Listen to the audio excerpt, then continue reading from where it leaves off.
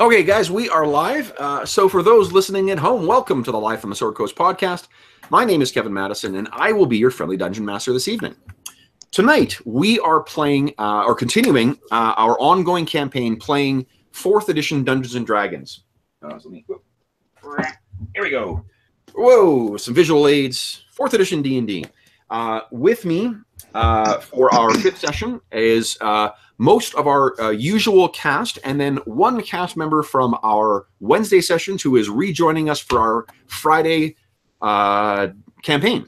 So I'll go the order that you guys log in. So I think first up is joining the campaign, Steve-O. Tell us who you are, who you're playing. Woo! My name is Nutai Lathalis, and I am playing a bit of a social reject elf who is making his way as a cat burglar in the universe. Yes. So we have 2 reject elves in this party? Slightly different.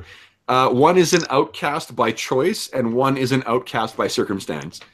And we talked about this in the character creation session, but Nute sort of like, because Brent's character, Halen, comes from this strange tribe of elves that is like psychics and speaks this different language and whatnot. When he says and does stuff, Nute just sort of like rolls his eyes like, oh my fucking weirdos. So that was first. Second, Jeffrey, who you're playing? Hey everybody, I'm Jeff, and I am playing one half of the most awesome Minotaur brothers ever, Oberon Bloodhoof. So yes. He's a half Minotaur? Psychic Ardent. And then let's see here. Next up is the other half of the Bloodhoof brothers, Dave. Hi, folks. I will be playing Rackus Bloodhoof, Berserker Minotaur, and all-around general tank. Yeah. And finally, last but not least, James. Hi, I'm playing Ember, a female tiefling infernal princess. Who's also a pyromancer. Nice. Okay, guys, I'm going to ask you all to hop onto Roll20, and I'm going to switch the screens over and the cameras over. Let me kill my camera here. Let me go to share screens. Boom. Got that up. Let's. Is your character a princess, James? She's an infernal princess. That just means she's angry all the time. Wait, Disney's buying everything. Maybe she'll be a Disney princess one day. Yeah. Someone pointed out, Brent, recently that because Disney has recently acquired 21st Century Fox, that technically Ripley is a Disney princess now. Because 21st Century Fox owns the Aliens franchise, and now Disney owns 21st Century Fox. The best Disney princess. Yeah, seriously. Okay, I am just having a little bit of issues with Roll20. Yeah, so am I. Can't do anything. It's been problems lately. It has been. You know what? You may notice that this screen is quite different now because I had to shrink that map. It just did not like. You know what? I'm gonna reload my screen here. Connected a date here. Yeah, let me see here. I'll put my camera back on for the time being. Fuck off, little thing. I see Dave. Yeah, I'm glad you made that map smaller, Kev. Yeah, it was just breaking my computer. Holy roly, that map was crazy. Okay, let me see here. Roll20. Launch game. Do. Okay, there we go. Everybody's on. Nice. Let me kill my camera here. Uh-oh. Let me see if it's working in Roll20. I'm going to reload Roll20. It's reloading mine. Run, you little horse. Let's see. Hey, Disco. Okay. We hit share screens here. And then we will be ready to roll. Go. There we go. Okay. So James, first off, thank you so much for sending the first hype email this morning. That was much appreciated. As I was saying when you guys were logging on, I have been looking forward to this session for a very, very long time. This adventure we're playing, this is the first in a series of an adventure path. This was published in July of 2008. I've been dying to run this since July of 2008. Really? Really. Yeah, so this is quite nice. Okay, I need to do one quick thing here because we're missing one of the key characters. Some might argue the true hero of the Scales of War campaign, and that would, of course, be Amber? Kitty. Yeah, Kitty. So here's Kitty. Boom, there he is.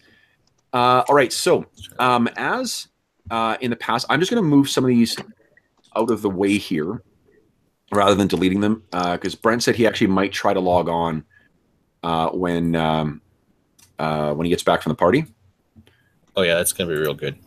Yeah, I don't know what's going to... Okay, what are you... Yeah. Hold on, oh man, it's taking a sweet time loading here. What in the hell's going on? Roll 20. It's brutal. I've had to shut down a couple times. Yeah, mine is frozen. That's crazy. I don't know what they've done. Mine's okay. Roll 20. What do you? Yeah, page unresponsive. Jesus Christ. Come on, roll 20.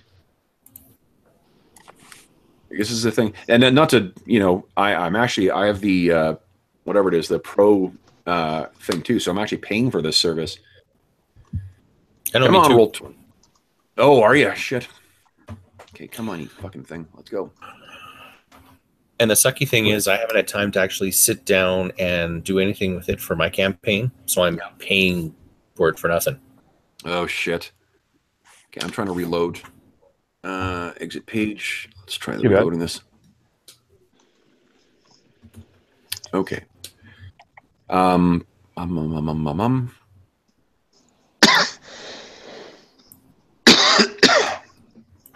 Okay, so let's try this again here. I'm going to move Xavier over here.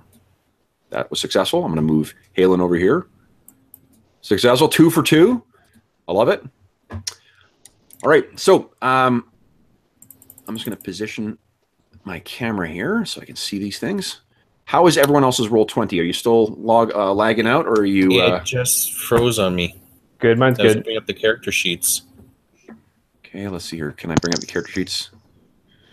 Oh, I see what you mean. Yep, I just went to the character tab, and it's not fucking loading. Yep, I can't select anything. Can't select the cog. What the hell? Mine keeps saying... My browser keeps saying that the page is frozen. Jesus Christ. What is going on, roll 20? Wait.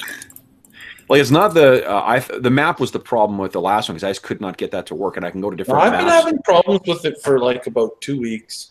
Yeah, you have. That's right. So I wonder if because we're all in Chrome, right? Yep. Yeah, I wonder if it's a Chrome issue. I don't know because I know that I have experienced issues with it when I've been in Internet Explorer because they say it's optimized for Chrome. But you know what? Maybe. Let me try. I'm going to try reloading mine again. Excuse me. See if that makes a difference. Mine's not freezing out anymore. Are you perhaps using Brent's computer, Kev? Yeah, really. Tonight I'll be playing the role of Brent. Okay, I just hit refresh, and I've got all the character sheets now. And if I can move people, without breaking things. Okay. I'm trying to refresh again and see what happens. Sure. While we're doing this, I'm going to set the scene here. So our camera opens on a long shot of a city, a medieval city that is set or built aside a river. There's some hills. It's slightly hilly, leading up away from the riverside. There are 2 bridges that cross this river into the city itself. And across the city, we can see the lights of fires. These are not lights in a home.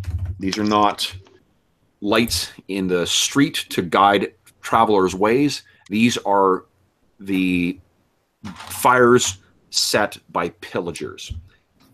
We can hear, as we get closer, the screams of the townsfolk. We can hear the brutal cries of the attackers in a guttural language. And as we sort of sweep over the scene, we can see town guards who are set upon by organized phalanx fighting groups of orange skin non-human savages.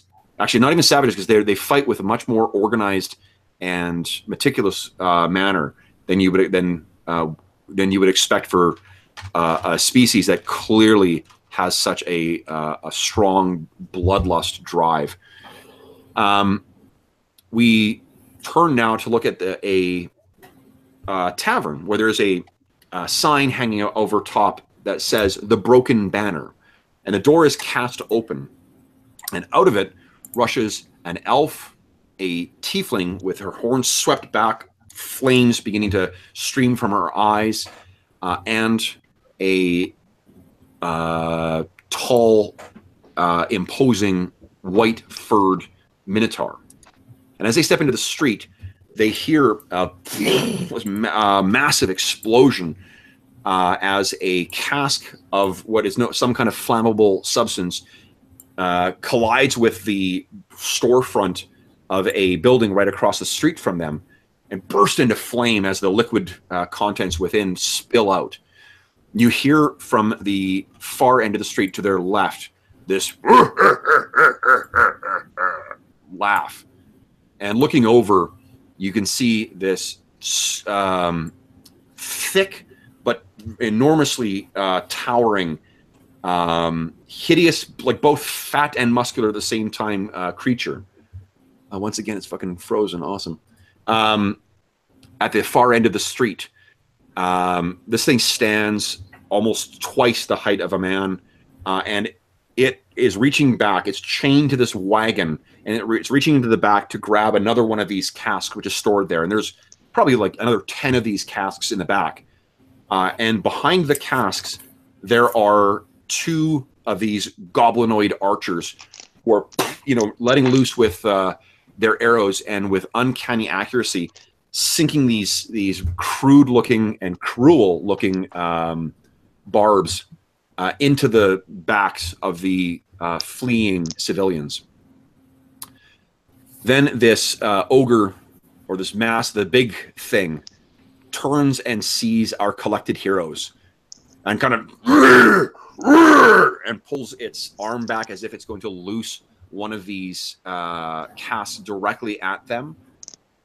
And that's when our heroes feel a familiar fluttering in their stomach as one elf disappears and another takes its place, joined by a towering, an even bigger, black-furred minotaur, his skin and fur traced with this intricate, beautiful but brutal line work of tattoos and brands across his hide.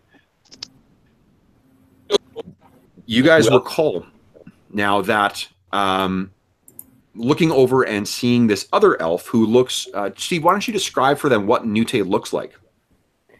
Nute looks like he's got sort of bronze-colored hair, and he wears a green and brown felt outfit, and he's fairly tall for an elf, and typically lean, but also has sort of stashed in his belt and around his torso has clearly a fair number of daggers, and that he sort of keeps mostly concealed by his cape most of the time. Nice.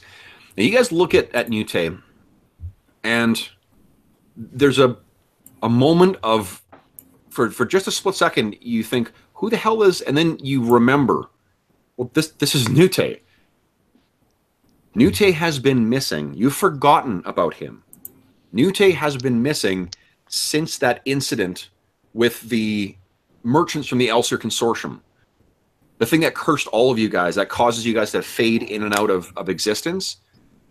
Nute has been gone since that incident. He has been your friend for years. He has been with you when you founded your adventuring company. But because of this magical curse, you had forgotten about him altogether. But now that you see him again, you realize, Gah! And all these memories suddenly fall back into place as if they were waiting for just a little nudge to be back and real to you again. However, your reunion and any celebrations that may be accompanied with it will have to wait, because to your left, at the far end of this street, there is a brutal attacker who is about to unleash, or to toss, I should say, a burning cask in your direction. So why don't we start to kick things off here by rolling. Oh fuck! I got to reload my page again by rolling initiative once I get Roll20 working again. This is brutal. It's incredibly bad. Yeah. Like, I can't even open my character sheet. What the fuck is going on? Let me do a Google search, see if there's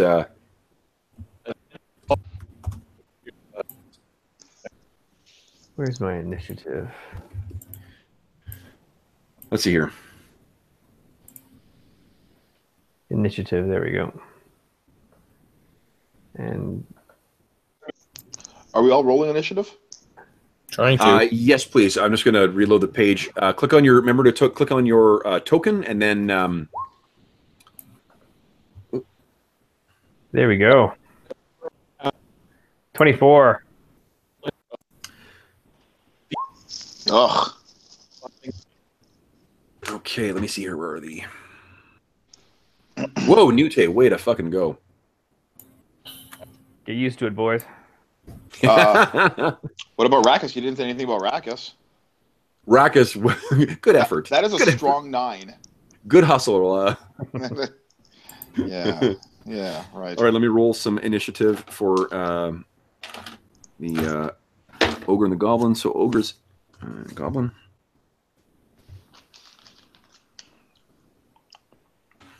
And Hobby de Gobby gets a... Ooh, that's quite good, actually.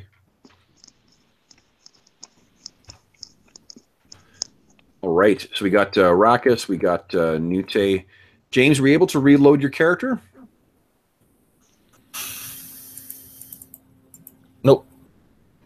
No, I can't do anything on Roll20. I can't scroll, I can't... Ugh.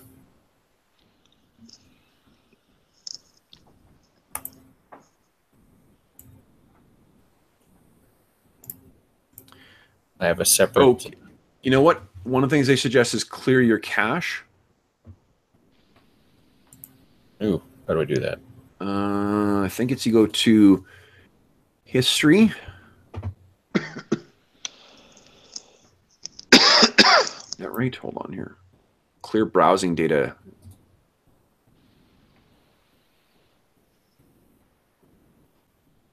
Cached images and files, cookies, browsing history. Yeah, let's do that.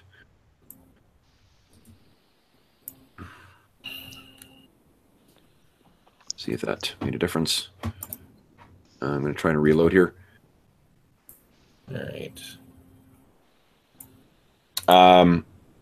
They also say to make sure, ensure that there are no extensions. Some people seem to have just loaded Firefox, and then that works. But let's see here. Well, I just reloaded, and now I can't see my map or interact with the screen. That is awesome. I just lost James altogether. David, you're not having these problems, eh? No, I've got Roll20 open up in Firefox. So in Firefox, okay. Maybe I'll. Yeah, I'm gonna try that too. Yeah, I'm just gonna quickly download Firefox and that done, because if that solves my problem. Oh, I don't even have Firefox on this computer. It should take like 2 seconds to download and install. Over here.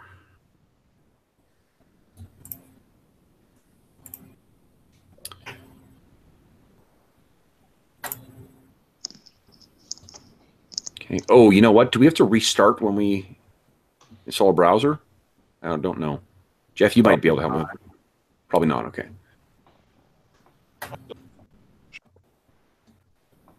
Let's see.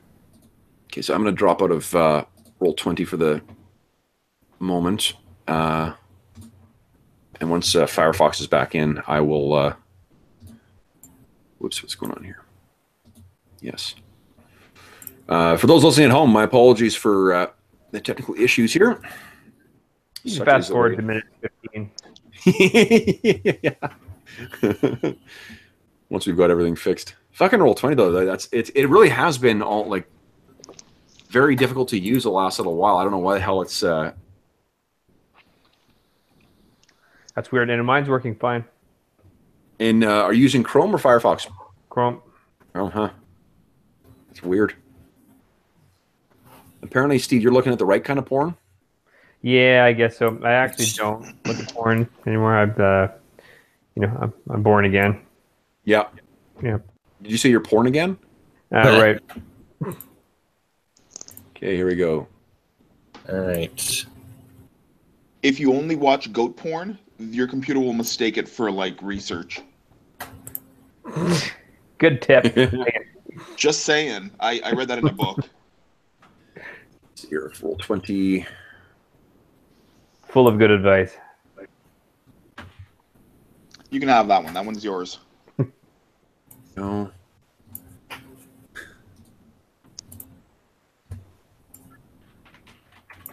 Okay.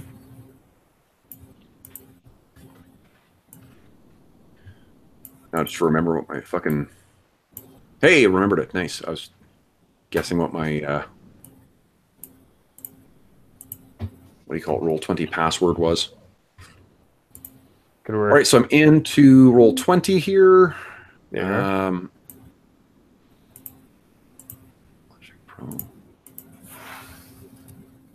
Yep. Yep. Okay, seems to be working. Okay. Let's see here. And I am, yep, I'm able to see and access everything in here. Let me try. I don't see anyone's camera right now. Let me try reloading. Nor my camera, for that matter. Yeah, I'm not seeing anything either.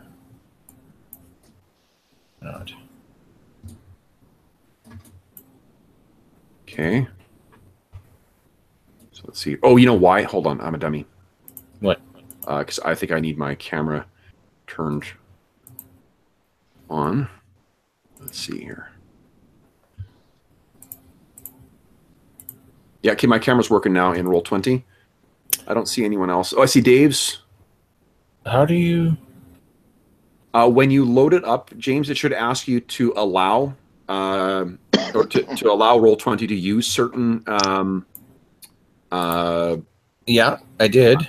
So you allowed to do that, and then click it. Then I just hit refresh. And what you might need to do is turn off your camera in Google Plus, in the Google Plus call. Don't hang up. Just turn off the camera, and then hit refresh, and it'll display your camera in Roll20. Okay. Now let me see here. Oh, booyah! There I be.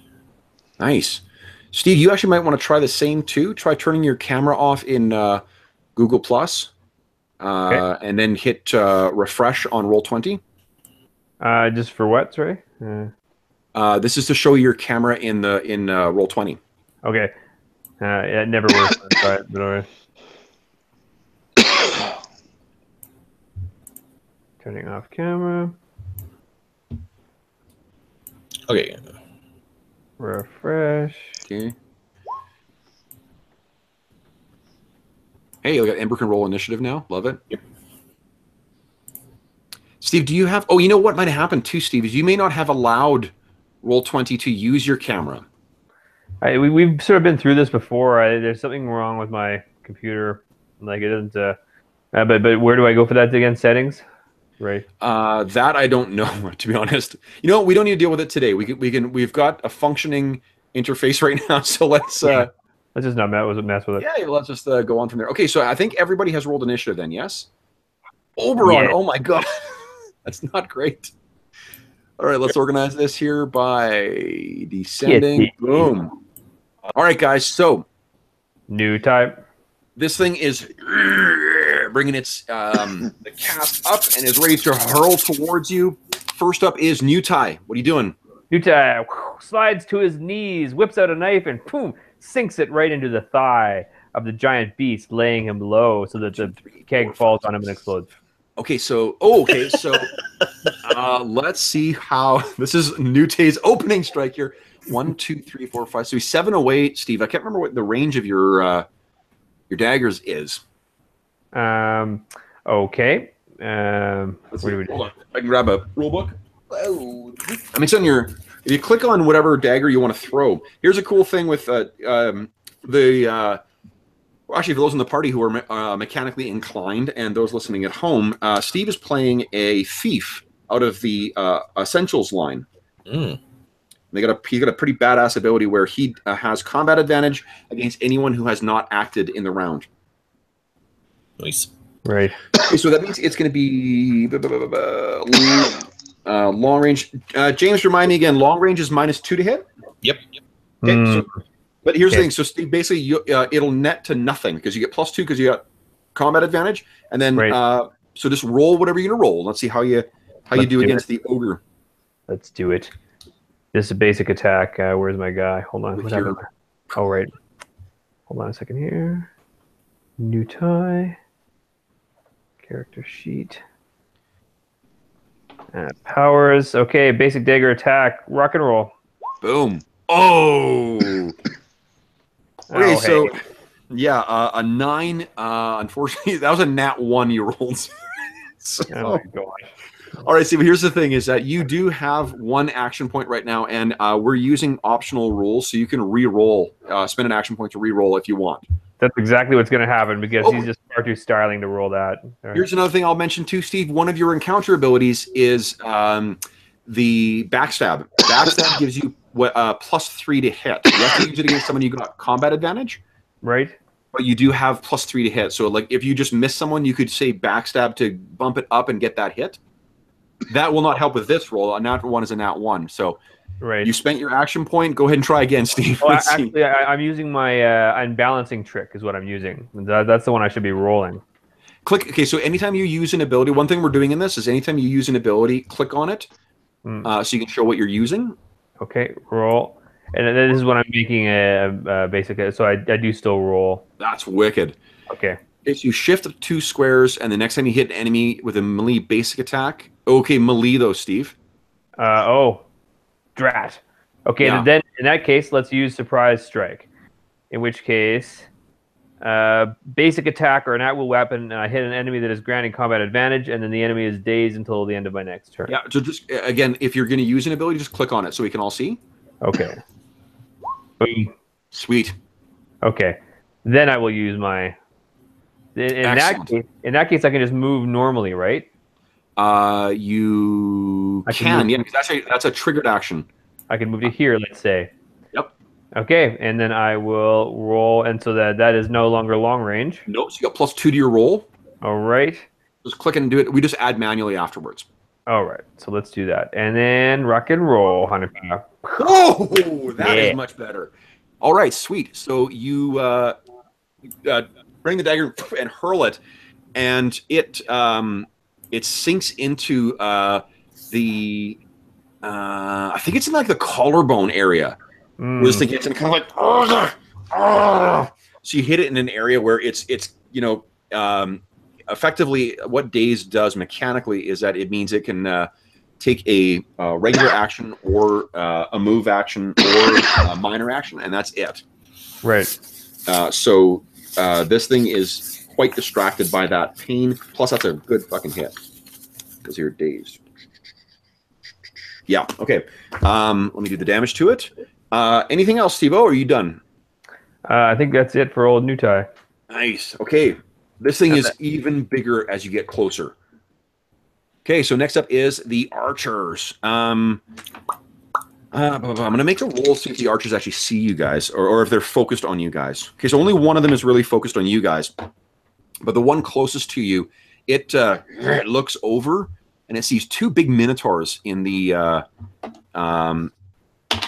front. The black one looks scarier and bigger. So it pulls back this bow, which is crude but incredibly effective.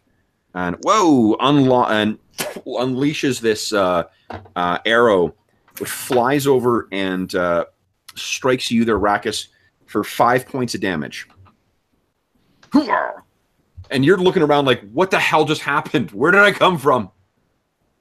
That is it for the hobgoblins. Ember, you're up. What are you doing? I am doing a scorching burst centered here, so it's going to hit all three of them. You mean where all the casks are? You betcha. Love it. Okay. All right. Let's roll for the big guy first. Actually, let's roll for the casks first. Oh, man. Now, I was going to say the cask, but you said the big guy. I'm going to let you choose which of the two you want to have that crit apply to. Big guy. Big guy, nice. So he is hit by that. You know what I'll say? With your crit, on top of the hit, the cask in his hand explodes in his hand. Would you kindly roll 3d6 for me? Ooh. So that is down to... Holy shit. Oh my god. Okay. He's screaming out in pain. Fire! Fire! Now kindly roll against the top hobgoblin. Yep. Ember's eyes glow, and she uses her Hellfire Heart ability.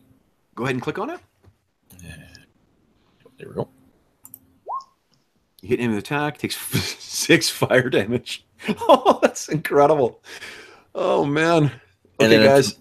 Until the start of your next turn, the enemy takes a -2 penalty to attack rolls. Oh, that include me as a target. That include you, but that would include area attacks like throwing a cask over. True. Wow. Okay, so that's amazing. Roll for the top Hobby Gobby. Okay. With your Scorching Burst. Holy shit. Wow. Okay. And then for the bottom Hobby Gobby. Wowzers. Okay, so that is they take not quite as much of the brunt. However, roll for the casks. Would you kindly just roll a... Let's see here. Oh, man.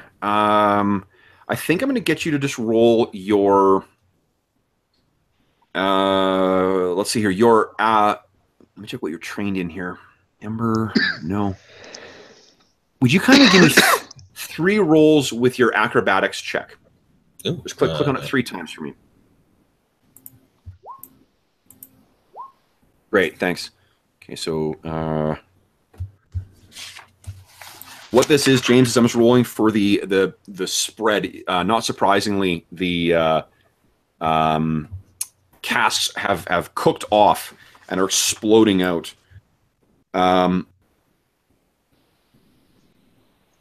Yikes. And you have hit, let me think here. One of the Hobby Gobbies. Give me another 3d6 check, please. Nice. Okay, so one of the archer that is closest to you is sorry, the math in my head here. Yeah, that guy. He is not quite as badly hit by this. But what happens is you guys can hear Ember speaking in her this weird infernal tongue that she does when she casts spells. And And this time you can hear, like, as she's intoning this, there's the sound of like roaring, crackling flames that's coming through from the background of her voice. And then this massive fireball explodes near where the ogre is standing. And at first you think that, you know, he just gripped it wrong or something like that. But then there's a secondary explosion as the casks in the back of the wagon blow up as well. The ogre manages to sort of stagger enough out of the way so he's not caught by the secondary explosion. One of the hobgoblin archers sort of, you know, ducks down when he sees the initial flash, so he's not quite hit as bad. But the other one is very badly hurt. So the one on top here is very, very worse for wear. And the ogre savage is still smoldering and burning from the explosion. So, Ember, anything else you want to do? I'm good for now. You're good for now. So then the ogre savage gets to go. Now, because he's dazed, he can only... he can only take a standard or a minor or a move. So I think what he does is he's harnessed into this wagon. He turns around and his instinct is to grab another one of these casks and throw it at you. But it's just like this burning wreckage behind him. So he staggers forward a little bit, bringing them along with him, not realizing that the wagon's coming with him. Yeah. So that's it for the ogre. Rackus, what would you like to do? What's left? Well, what you see there, there's still like the casks have been dealt with, but the ogre is not.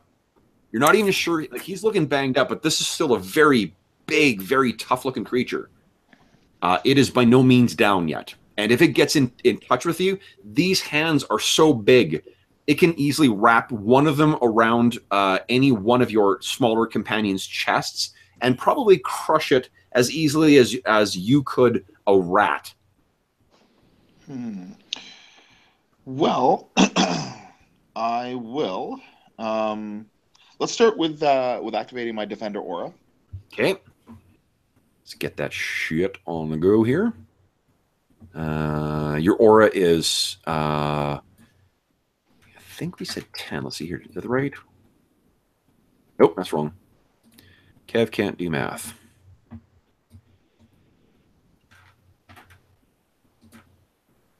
There we go. You guys can all see that, right? Yep. Well, I can. Okay. Awesome. Okay, so you take yourself in a defensive stance. You know this is even though you've just last thing you remember is being on the road in the rain, about to reach a town called Talar.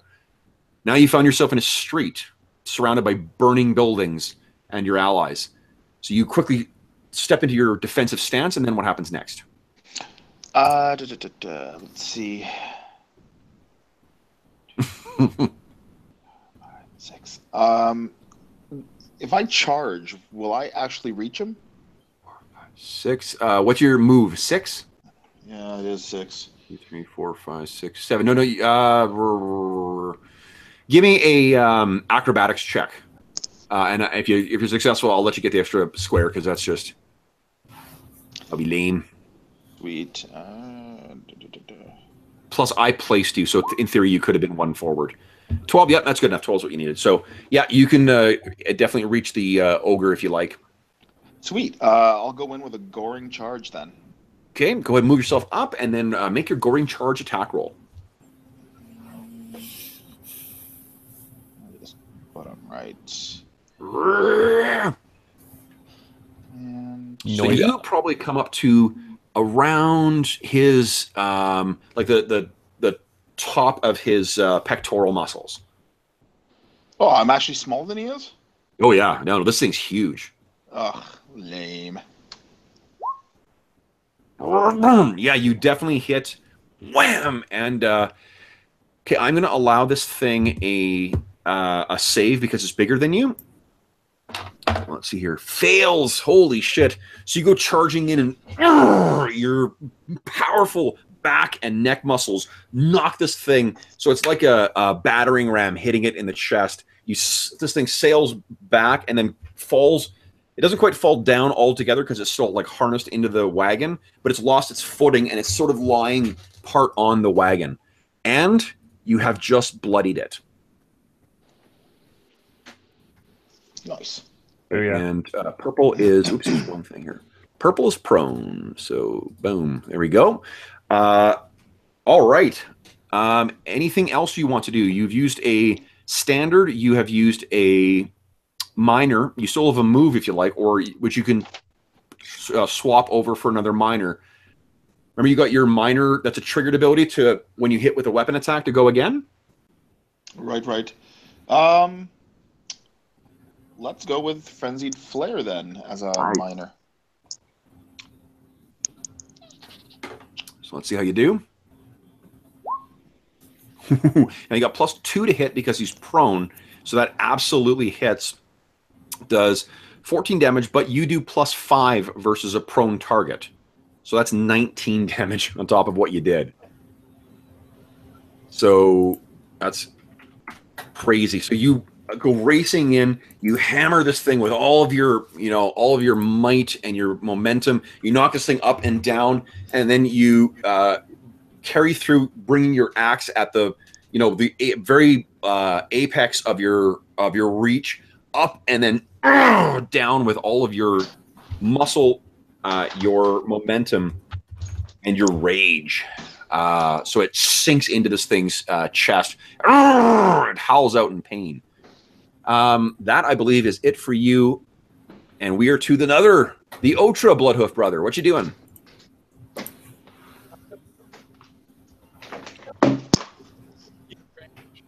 Jeffrey? We're getting some feedback. Oh, is Jeff timed out right now? What's going on? I hear someone trying to talk. Well, what's that, Jeff? Or Steve? I hear someone trying to talk. Yeah, I don't. Jeff's frozen in the camera right now.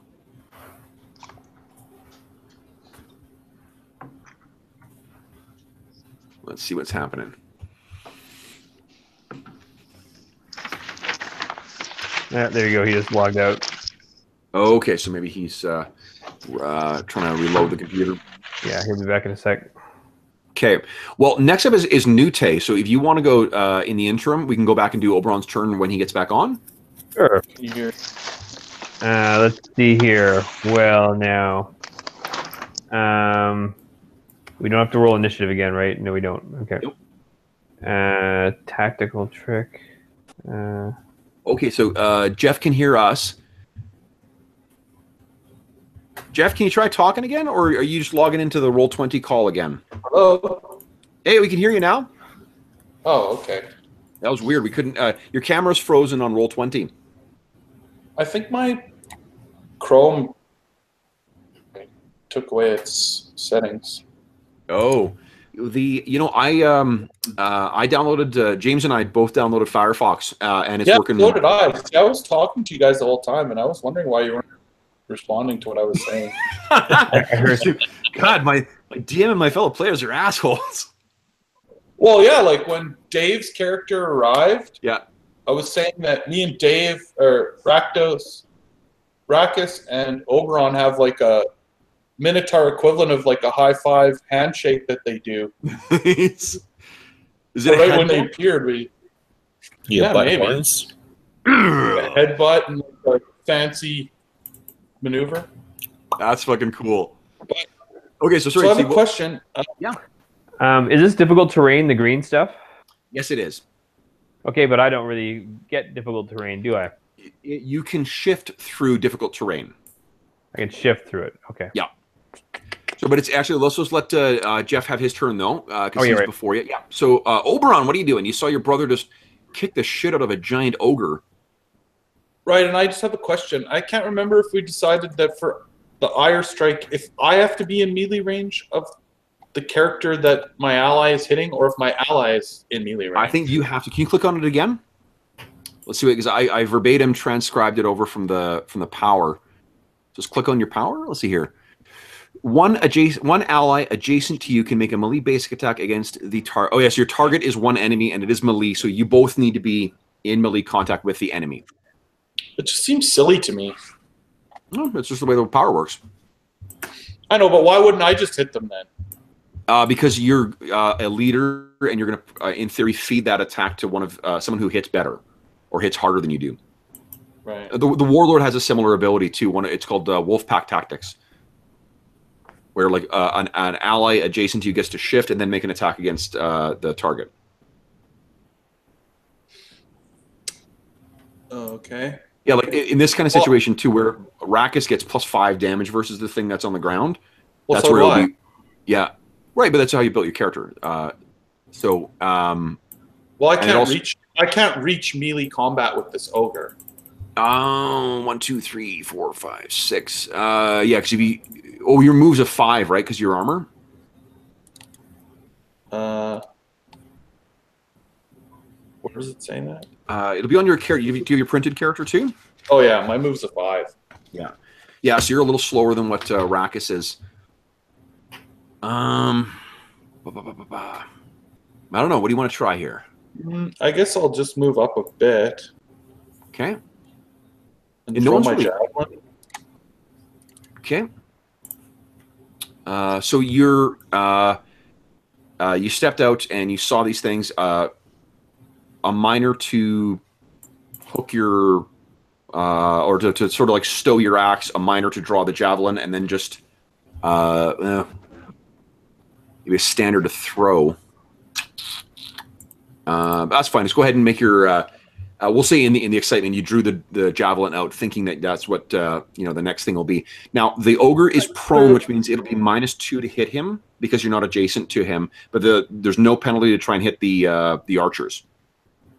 And you can see the one that's furthest away from you. It is really looking bad. Like part of its face is all scorched and burned. It can't see out of one eye. It's still combat capable, but it does not look long for this world. Well, I'll still try to hit the one that's closest to Arrakis. Try and hit the archer closest to Arrakis? Yeah. Okay, go ahead and make an attack roll. Oh, nice shot. So 20. Yeah, so you hurl your javelin, and this archer sees you throw it. He tries to sort of deke to the side, but it still takes a good chug out of the side of his armor with some of his flesh. He looks like he's now bloodied as well. So both of the hobgoblin archers are below half hit points. All right. Next up is Nute. What are you doing? Nute. I think Nute will do his tactical move. And if you observe what he does, he moves, I think, to the other side of the big ogre like this. So click on your ability, Steve. Click on my ability. Remember, like whenever you use your ability, click on it so we can all see. That way we're not questioning whether the rules are right. Move up to your speed. You do not provoke. That's awesome. That's great. And until the end of the turn, I have combat advantage against enemies that have at least one of my allies adjacent to them. So I have combat advantage, and I've also just granted Raka's combat advantage. And then I will attack him with my short sword. Nice. Yeah. All right. Here we go. Kapow. Beautiful. So that is absolutely a hit. You get the +2 from combat advantage. Gosh, I mean, the roll was not great, but 16 damage again. Good Lord. This thing is nearly dead. So you stick up behind. It's trying to bring itself back up, and your dagger goes up and through its shoulder pit. It screams and loses its arm, or loses the grip on the side, and it falls back down. Okay, that's great. And you're just so nimble moving past it that it cannot get a strike against you.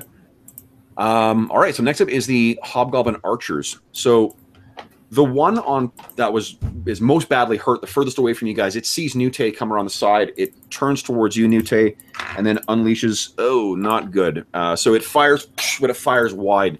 No doubt its aim ruined by its charred eye. And then the other one is going to, I think, fire at Arrakis again. James, is -2 to fire into melee, right? No, it's not. Nope, you can't. Shit, that's a terrible roll too. So Rackus, even though you're sort of in the throes of your blood fury right now, you still have the wherewithal to see this thing aiming.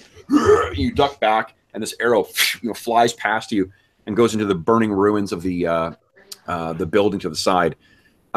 These things are sick of sitting in this wagon too. So one of them hops down over here to get cover from Nute, and the other one is going to what is he going to do? He hops to the other. Where is he going to go? Yeah, I think maybe over here. So he's got cover from the rest of you guys. He's not super concerned with Nute.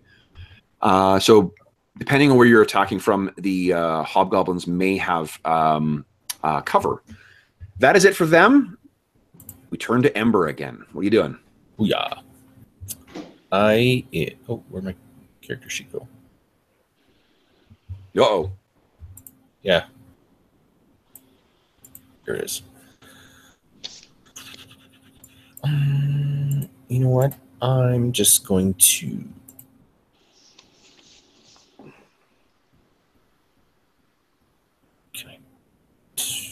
No, what the hell? I'm going to Scorching Burst here. Cast again. Okay.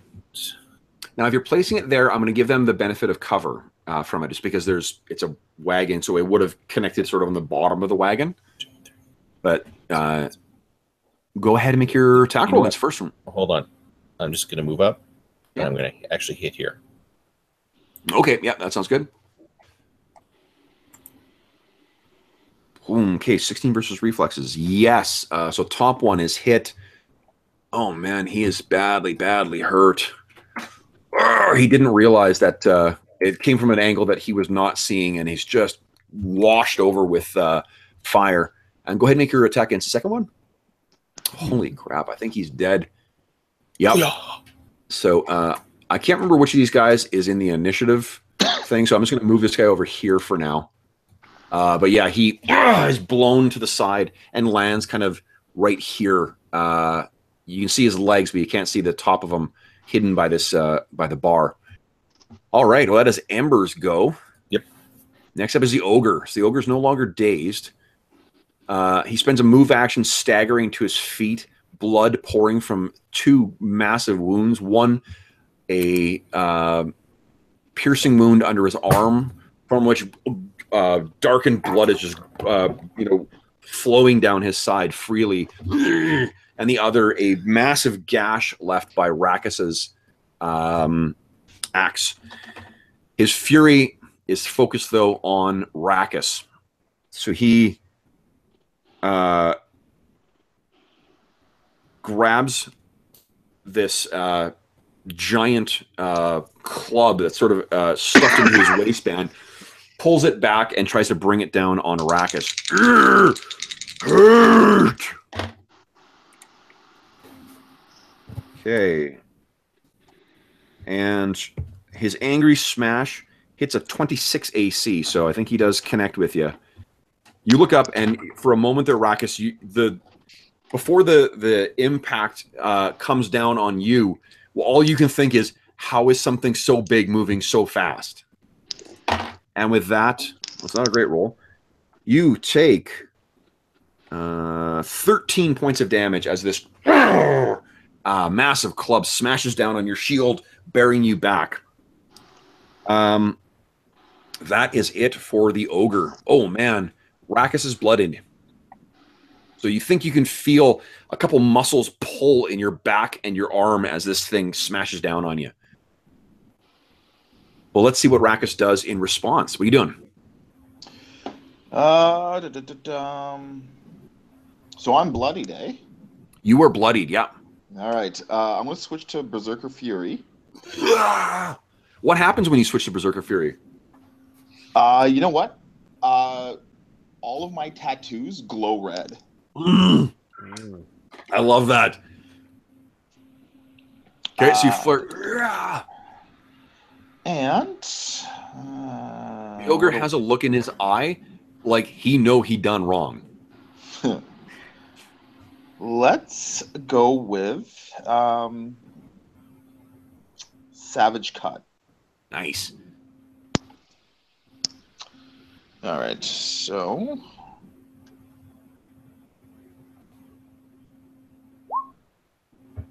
Oh, that is not great. So that would be a miss for a 10 AC. Your rage may have gotten the better of you. Do you have any action points left? yeah, I think I'm actually well, I'd say full up, but I think full up means 1 for me. Okay. So you could use an action point to re-roll that if you like. Yeah, let's do that. Or you could spend an action point to take another turn to do something different.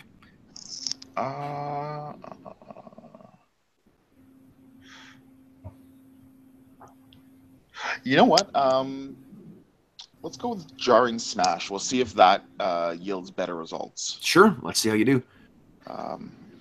Now, for with under Berserker Fury, I get an extra D8 for that. So, is there anything when I'm rolling, Kev, that kind of indicates that I've kind of switched and I'm getting those bonuses now? Click on it and let's see. I can't remember. There is a way to do that in the thing, and I can fix it so it's doing that. But I'm not sure if I've entered that already. I see. Okay, so just go with the jar. Let's roll the Jarring Smash. Yeah, roll and Jarring Strike. And let's see what I've. Oh, look at that! I've already sweet. included it. Nice. Okay, so that absolutely hits. 9 damage, so it's an extra 2 points damage, so it's 11 damage. Oh, you needed 10 to kill it. So you look at this thing. It hits you, and you sort of your tattoos all flare up in this red power, and you leap forward and you bury your axe squarely in this thing's face, and it is hit and then flies off of the axe and just falls back down, dead and still. So I can actually get rid of this guy because I don't need him in the initiative order anymore. Noise. Wow. Brutal strike. Rackus, anything else?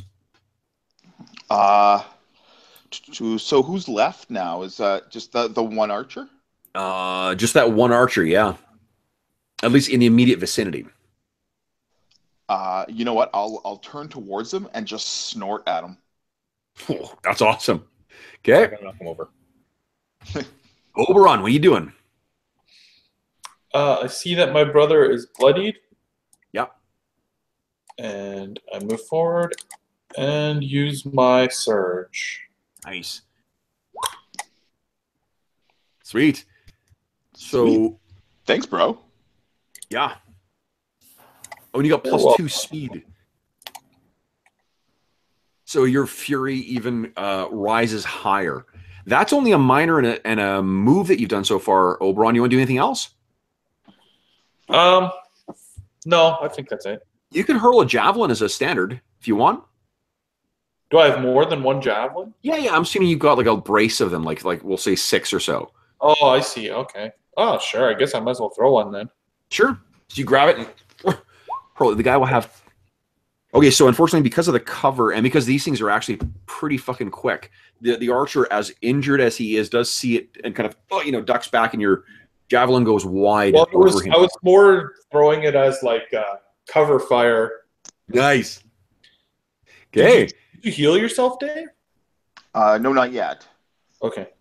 You get a surge +4. Sweet. And remember that you guys, just as a reminder, you need to make sure you go to your character sheet, and for your current healing surges, make sure you reduce it by 1.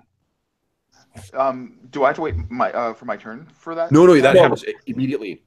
Nice. Okay.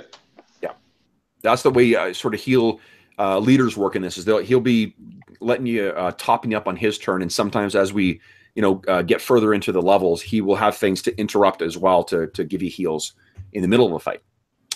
All right. We are back to the top. Nute, what are you doing? Nute, all right. Let's see here. I think he's just going to finish this off. Wait, go back to roll 20. He's going to lunge in, do a cute little dive roll, whip out a short sword, and then hack this guy in half. Okay. Yeah. So I don't unless you've got something you're using, Steve, I don't think he has combat advantage against you. But he's only 2 away, and you're using a melee, so you could use your unbalancing thing. Oh, my shift, right? Yes, of course. And knock him down, right? And oh, does that only work against? Nope. Shift up to 2 squares, and that's exactly what I'm going to do. Okay, so click on it just to see what you're doing. I want to make sure we got in the habit of when you're using it, just click on it so we can all see. Perfect. So you dodge low as you approach an enemy, protecting yourself from attack and setting up a strike to the knee or lower leg. And oh, Jesus. That's too much. Right. Steve, it's the second nat 1 you've rolled tonight. Nice. Okay, so unfortunately, this guy he's been so beaten up, he's clearly keeping his eye out for things. You slide along, and he's able to easily keep a distance from you. And yeah, that's fine. So, Newtate, I believe that's it for you, which means it's the Hobgoblin Archer's turn. So he sees you there, staggers back 1 away from you, and then, as he's doing so, he draws another arrow out, aims it down at you. Ooh, that might hit. It was a mistake. Yeah, so that definitely hits there, Steve-O. You take 7 points of damage. So, Steve, your token is what we're using to track that. Just click on that and reduce your hit points by 7. Actually, I'm going to quickly adjust one thing. I want to make sure. Jeff, can you see his health bar? Who? On Newtate. No. Okay, let me. There we go. Can you see it now? No. Ouchers. Hold up. Oh, you know why? Wrong bar. How about now? Yeah, but it's empty. Oop. Oh, boy. Here we go. How about now? Yep. There you go. Okay. So the top bar in HD2, just so you know, and as a reminder to the other guys, top bar is for temporary hit points. If you have anything that grants temporary hit points, you put it in there. Okay. The blue. So that way we can, it's an easy way to track where everyone's at. What's the green for? The green is for Jeff, is because he has psionic points. Oh. He's the only one who has that. That tracks his psionic points. Okay. He uses those to juice up his at-wills. Okay. So that is the Hobgoblin has gone. It is now Ember's turn. So you see this thing duck back and shoot your ally. Yeah, he made a mistake because he had cover behind the wagon. Now, not so much. Yep. So I'm going to hit him with Darkening Flame, and I think I'm in range. 2, 3, 7. Yep, perfect. Okay. Where is it? Ba-bam. Ooh, just barely enough. So this thing looks, and he's about to, he sort of split. It's at that moment where he looks just in time to see this thing about to hit him. Is he bloody? He is really bloodied, and in fact, that will fucking kill him. So you toss a blazing sphere of shadow infused with fire, and where it detonates, it blackens flesh and soul. So this guy basically is consumed by your fire. It sort of plays across his body, leaving this scorched kind of like, burnt log sort of effigy of him that then kind of collapses down like, ashes brought up in your hand that collapse into powder. So he dies. Wow. So with that, you guys have a moment to sort of catch your breath.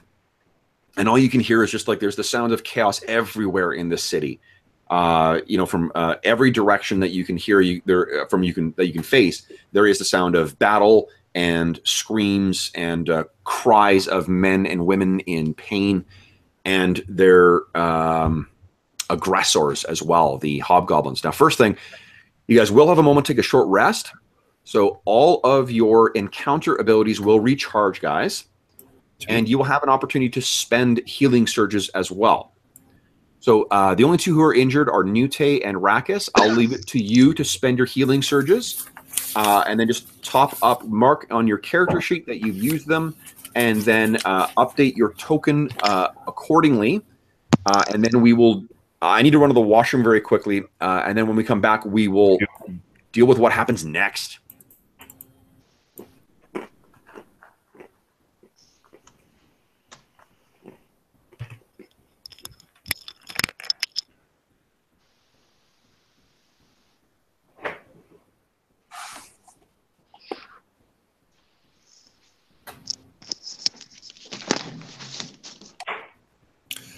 How's everyone for healing surges?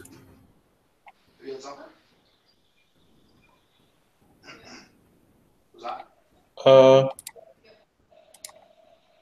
did you have? I have 9 of 10 left. You have 9 left?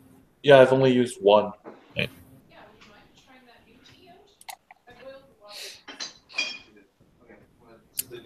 All right. Is everyone back? Or still here, I should say? Who is missing? I see James moving. Yeah, I'm still here. Steve-O, you there? No, and he stepped away. Dave, you there? I think it's just Jeff and I. Okay. Kevin? Yep. I had that Torn Ritual book. I can't do anything with it yet, can I? I have to spend time to... Yeah, you basically have master to it. spend like 8 hours per ritual studying it in order to master it. Okay. And you guys have not had a chance to do that just yet. So I think the first one I'm going to work on from that is the Comrades Suxor. Sucker? Yeah. Yep. Oh, okay. What does that do again? That's the... I spend a healing surge, and we pool and redistribute our healing surges. Oh, yes. Yeah, that'd be awesome. So, because I haven't spent any healing surges yet, so I think I'd be a bit of a battery for the melee guys. Yeah, that's a great idea. Okay. So, Steve, are you back?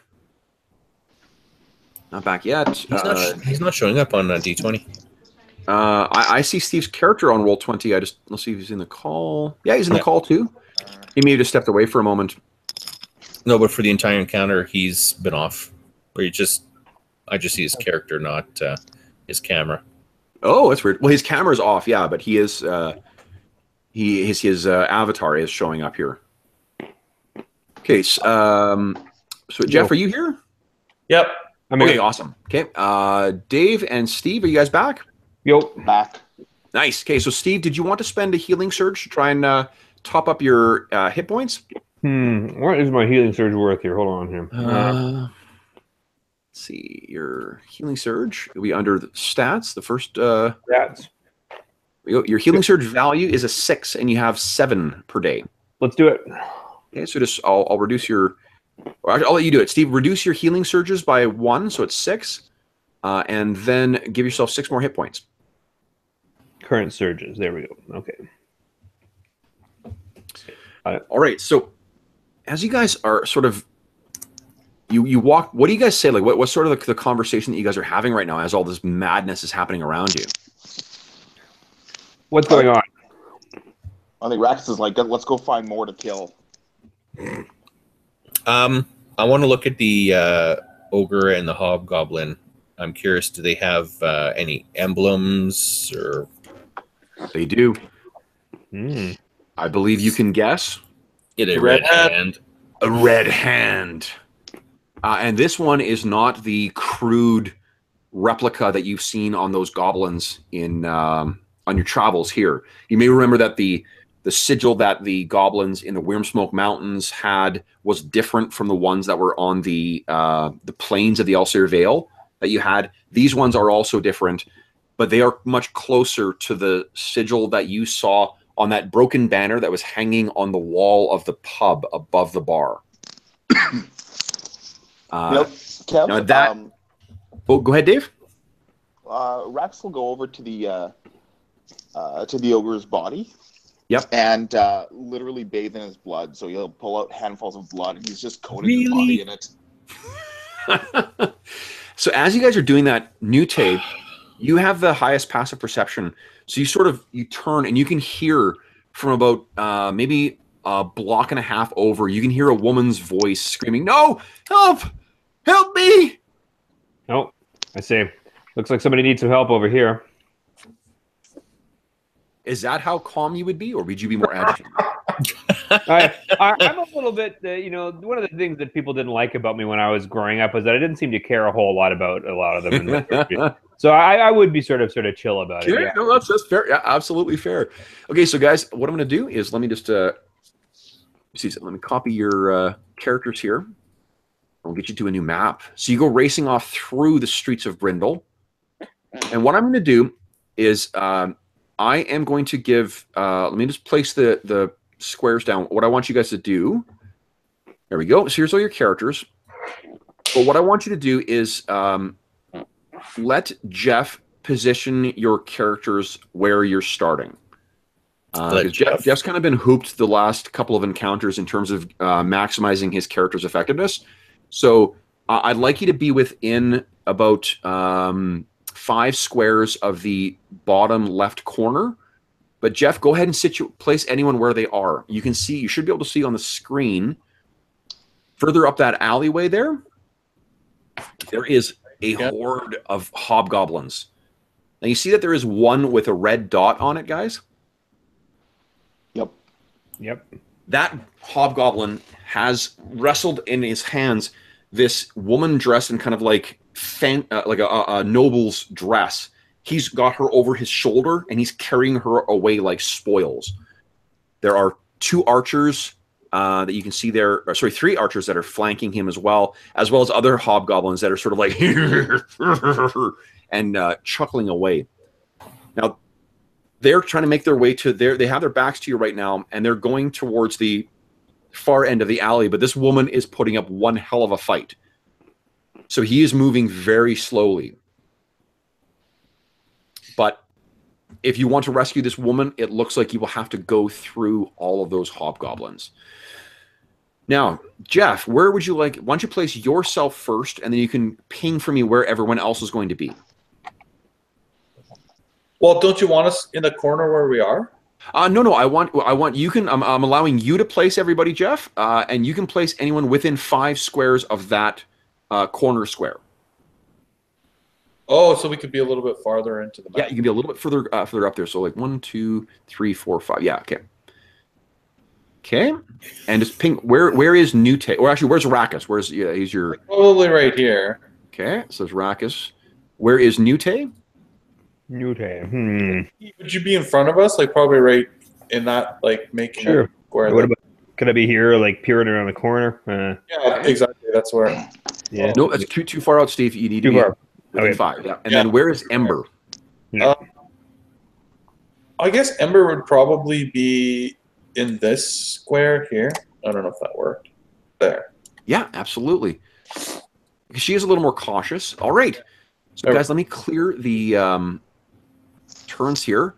Now, would you guys please click on your token and then roll initiative? And I will roll initiative for these things. Yeah. Oh, man. Hobgoblin Archer's got they got a nat 20. Let's see if I can beat it. No. Okay. So that means they got 27. And then the grunts are not going to act on the same turn as the archer, or the same initiative count. They'll act on theirs. They got way worse.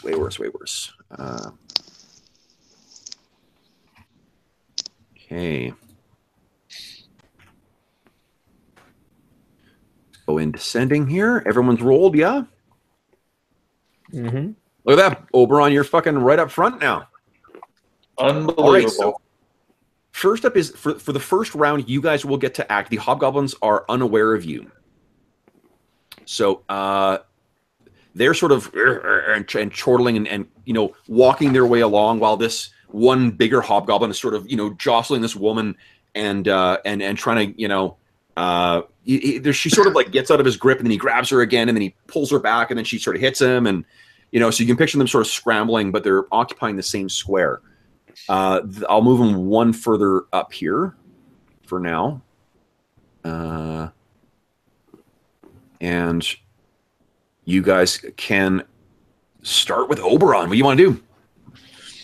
I will advance my entire movement. 1, 2, 3, 4, 5. I guess Kitty will move too. Okay. And I yell out at them, "Unhand that woman!" And I'll throw a javelin at them.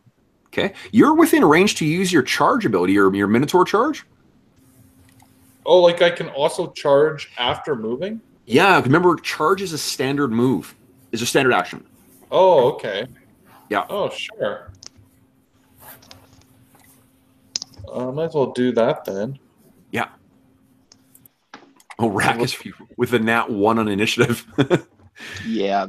I'm like, why is it red? I'm like, oh wait, that's never good. This goblin. Okay, so you go charging forward. Because of the charge, you get it's because these things are quite defensive, but you blindside this thing and you gore it through on your horns and cast it aside, and it clatters to the ground. His eyes, completely devoid of life. You have opened the gate of battle. Anything else you want to do, or is that? No, I think that's it. Okay. The Nute, what are you doing? Nute will move his standard move of 7. Let's see, 1, 2, 3, 4, 5, 6. Well, that gets him up to there. Diagonals count, right? They do, yep. Okay. I'm there. Oh, hold on. Yeah. James, remind me, is it 1 and then 2 for the second one? In 4th? I can't remember. Oh. James, can you hear us? James hasn't moved for a very long time. Yeah, he's frozen in place there. Let's see, maybe he's... So it's 1 for the first diagonal, then 2 Sleep or defrozen? 1, 2, 3, 4, 5, 6, 7. That would get me to there.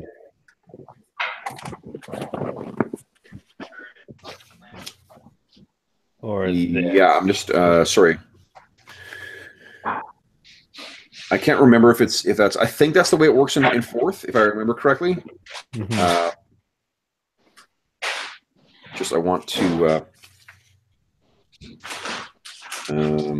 Here. Try that again. Let's see. 1, 2, 3, 4, 5, 6, 7. There. That. Nice. Okay. Either way, I can end up flinging my dagger at that by right there. And I don't think I've got. Do we have combat advantage? You do because you're acting before them. Right. All right. So power. And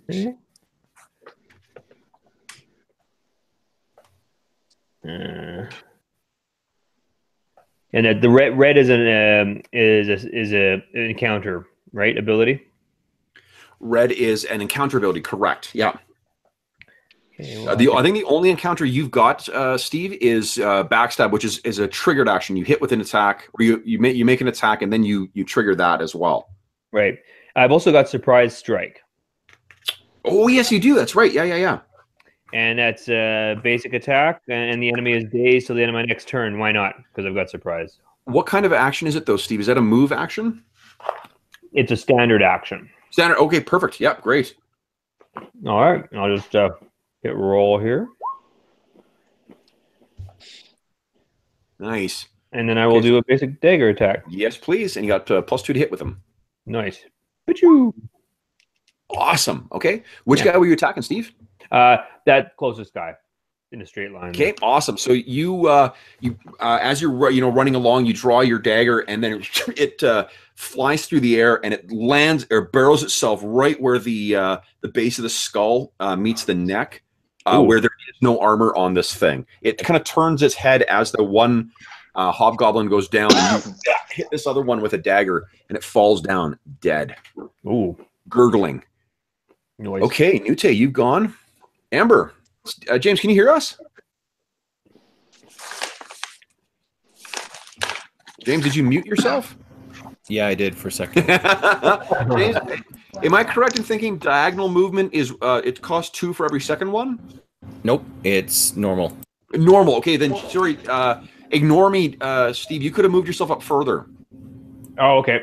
All right. Yeah. So you go ahead and position yourself wherever you want. That you could have made that same basic dagger attack as a melee attack as well. Okay. You could have run up and just buried your dagger in. That way, you still got it in your hand actually too. Alrighty. Well, let's just go like that then. Okay. So Ember, you go racing up. What are you doing? Scorching burst right here. Nice. Okay. So go ahead. Let's do the top one first. Let me move him onto an actual square here. Ooh, wow. Okay. Yeah. So this one is blown forward. Next. That's right. He manages to get his shield up in time. The flames wash over him. The bottom one. Again, gets his shield up. These guys are organized soldiers.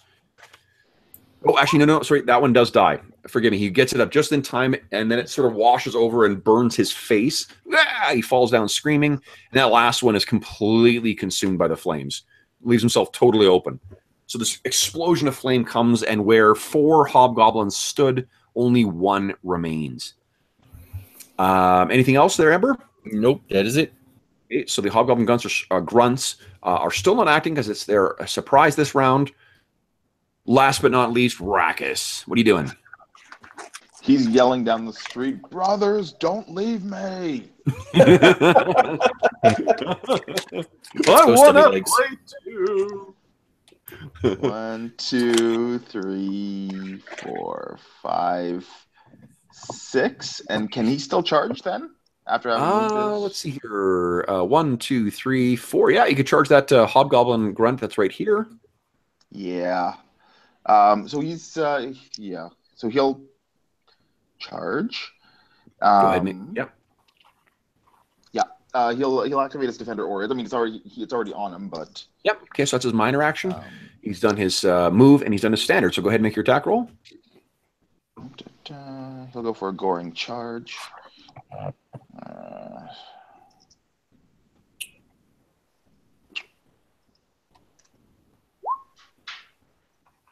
Ooh, that definitely hits. So you go charging in, and basically, I'm not going to say it's to the ground. What you do is this thing turns, and you sort of smash this thing and against the wall and drag it along with your horns, and then jerk your neck to the side and toss him to the ground. You notice as he hits the ground, his breastplate has been completely collapsed in, and he kind of coughs and blood comes out and onto the ground. He no longer moves. I believe that's it. So then next up is the archers. So these guys turn and see you guys charging down. They see the mess you've made of their ally, and they one of them cries out in Goblin. I don't think any of you guys speak Goblin, do you? No. Okay. He cries something out. The crisp pronunciation makes you think that it is an order of some kind. Ooh. And then from around the corner comes 1, 2, 3, 4. Oopsies, where are you? 5. More hobgoblin grunts. Okay, I'll place them right here.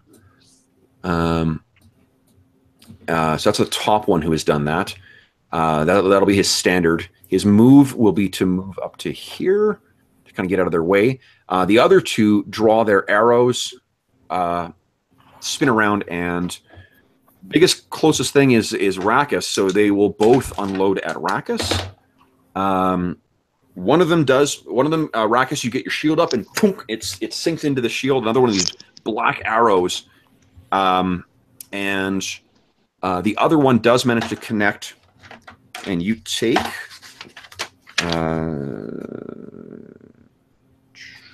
9, 10 points of damage. Ouch. No, not bad. You realize as well, too, Rakus, that they're trying to coordinate their shots. Like one of them has hit you, and they're basically trying to place them so that you'll leave yourself open up for another one of them. There's a cadence to their fire. Mm. Then their move, we'll move one back here, and then this guy is still struggling and screaming with the woman. He's only able to move 2, but he does move 2 further up. All right. That is the end of the Hobgoblin Archers. Oberon, what are you doing? He will move up here. Mm-hmm. And what does it take to draw my axe? You can say it's out. Oh, it's a minor technically, but okay, so I have a minor to pull it out. Yeah. Okay, and then I guess I just use a standard melee attack. Well, you can use one of your at-wills. Not the Ire Strike, but the other one? I guess I could use the other one. It would let somebody make a saving throw, but... It's still, the thing is, it uses a better stat than what your basic attack does. Oh. Ooh, 13 is not a good roll. I imagine you're sitting on a bunch of action points, though, if you want. Yes, I aren't you? Do. Where are my action points? Oh, the power points? Action points. It'll be on your character sheet. Action points. I do have 2 of those. Yeah. So you could use that to do a different action, or you could... I'll just re-roll. Okay, go ahead. Because that was... Well, I guess that wasn't a terrible roll. It's not terrible. These things are quite... it's a martial race. Jeez, you know what? Still, your axe comes in, but that bladed shield it has, it gets it up in time and bang, hits up against it, and just does not isn't able to connect. Anything else you want to do? No, that's a move, a minor, and a standard. That's all my actions. That's the name of the song. That's right. So next up is Nute. What are you doing? Nute will go. You know how I know you love this character, Steve? Is that you're singing his name when it's your turn. That's right. To the He-Man song. All right. He is going to amble on up a little bit. I guess he's got to do a long range. 1, 2, 3, 4, 5. He doesn't want to get too far ahead, but he'll be blocking, so that's probably far enough. Okay. And then what can he do here? I don't think he's got... making a normal move, or is he using one of his rogue's tricks? The only rogue trick I can use is a tactical trick. Okay. Let's see. Let's move my speed. Nah, it's not going to do me any good. Okay, I think I'm stuck just doing a regular attack here. Okay. Dagger to the one that is closest in front there. The grunt or the archer?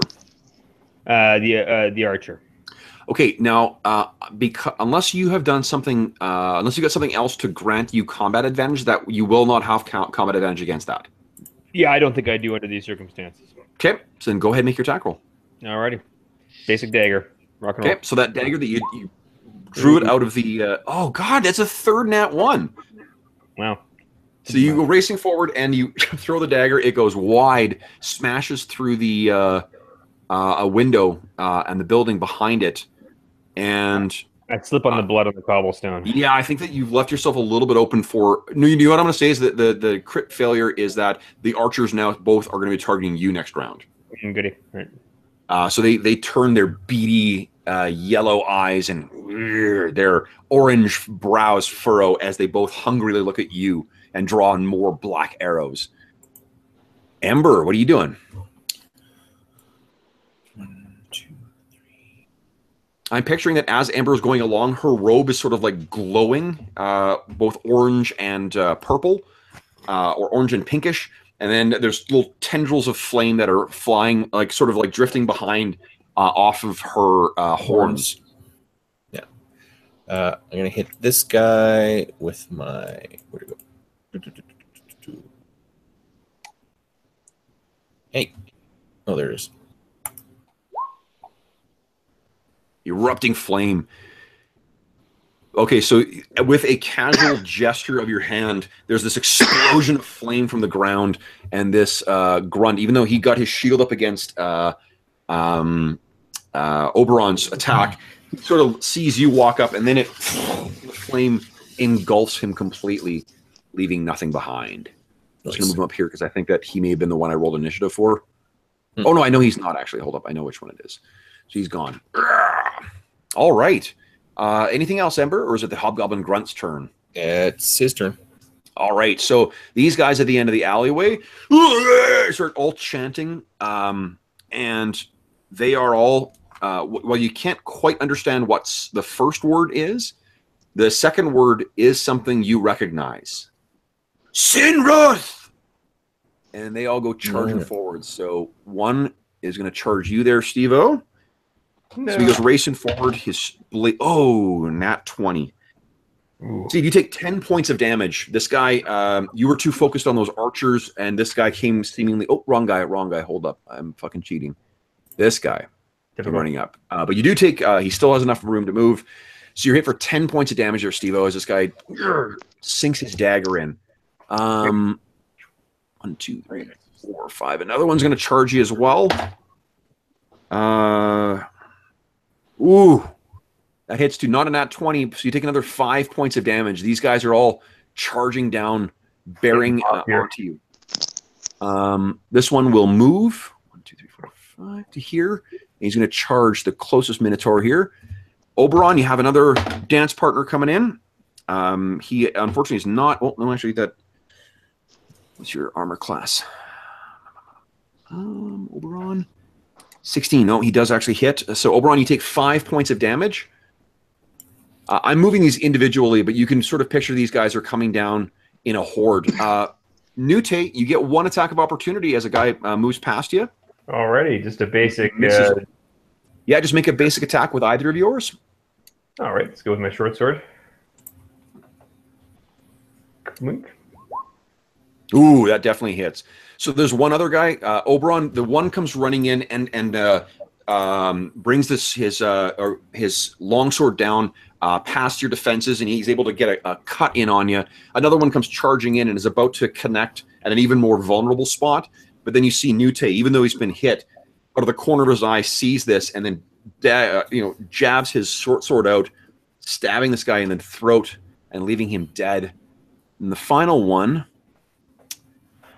It's going to have to be you, Nute. Oh, actually, I don't think he can get to you. So he's just going to, he saw you fell his ally. So he just moves in to there just to engage you. He's not going to be able to attack this turn. So this other wall of hobgoblins comes advancing down the alleyway, crashing into you guys. Rakus, you're up next. What are you doing? Rakus is going to move up to right here. Okay, now if you do 2, then the one that Oberon is engaged with will get an attack of opportunity on you. You cool with that? Will he? Because Oberon's still in my Defender's aura. So click on your Defender aura ability. Or actually, hold up. You know, I got your fucking character sheet right here. I'm telling you guys to look in your character sheet, and I got the damn thing sitting in front of me. Because I think the way it works is as long as they're in the aura. There it is. Well, anything that decides to attack anything else gets an attack of opportunity against it, or I get a... Nope. What it is while in the aura, any enemy takes a -2 penalty to attack rolls when it makes an attack that does not include among its targets either you or an ally of yours who has this aura active. So really just you. The thing is that doesn't change the attack of opportunity. It gets on you. And the reason you get that, just so you understand, is when you move from here to here, that's no problem. But once you're here, you're engaged with that hobgoblin. Then by taking another step, that is what draws an attack of opportunity. I see. Yeah, that's what. That's why Steve got to make an attack on that one hobgoblin that was charging in on Oberon. Sure. But I can, yeah, okay, and that's Let him fine do by that? me. Okay. I No can problem. use Vengeful Guardian to You know kind of balance that, can't I? I actually missed you anyway. Because you've got, where are you here? Yeah, your armor is currently at 21 when you've got your shield up. So you see that this guy sees you coming in. He brings your sword down, but you completely anticipate it. You batter it aside with your shield. Now carry on with your turn. What would you like to do? Wait, stop for a sec. Dave? Yeah? Because of my Mantle of Impulsiveness, you now gain +3 power bonus to your damage roll until the end of your turn. Nice. Sweet. Because you were targeted by an attack of opportunity. Don't miss. Nice. That is fucking awesome. And you know what, Kev? I'm actually gonna I'm gonna use my Blood Claw. Well, because I'm using the Blood Claw, the battle axe. Yep. I will use its ability to take 1 damage. Yep. Which also gives me an additional +2 damage. Nice. So you've got +5 to your damage here. Interesting. 1, 2, 3. You know, guys, I don't want to metagame here. But I do want you to be aware of what the I don't want to mitigate too much because I don't want it gets too gamey then. But I want you to be aware, Dave, that think of how many hits it's taken to take down the grunts so far. Yeah, they're just minions. So whether you do 1 damage or whether you do 300 damage against them, that as long as you hit, you're going to take them down. Yeah, no, that's fair. So I mean, it's a good thought to use the Blood Claw battle axe. I'm glad that you're thinking of the resources you have available, but I just want to make sure you're aware that doing extra damage against these guys doesn't necessarily net you more benefits. Yeah, you know what?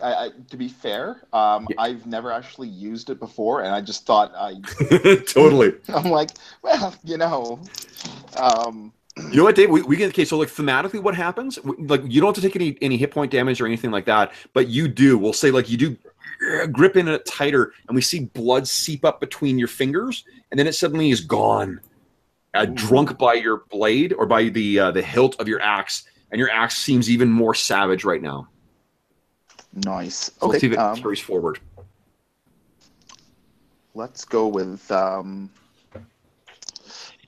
Is it worth using sweeping cut? I mean, it's my daily, but I could target 1, 2, 3. Yeah, that are in the vicinity. I don't. What do you guys think? Plus, I've got that +5 bonus. So I mean, as long as I hit. Yeah. You got a bunch of guys who have who are sitting on well, at least one of your allies is sitting on a butt ton of action points too. You could clear out the mob in the alleyway. Oberon could, get his butt in and try and engage that hobgoblin trying to make away with that woman. All right, I have no more action points left. So fingers crossed on this. Hey. Okay, so let's see how it goes here. Okay, so the first one. But wait, hold on.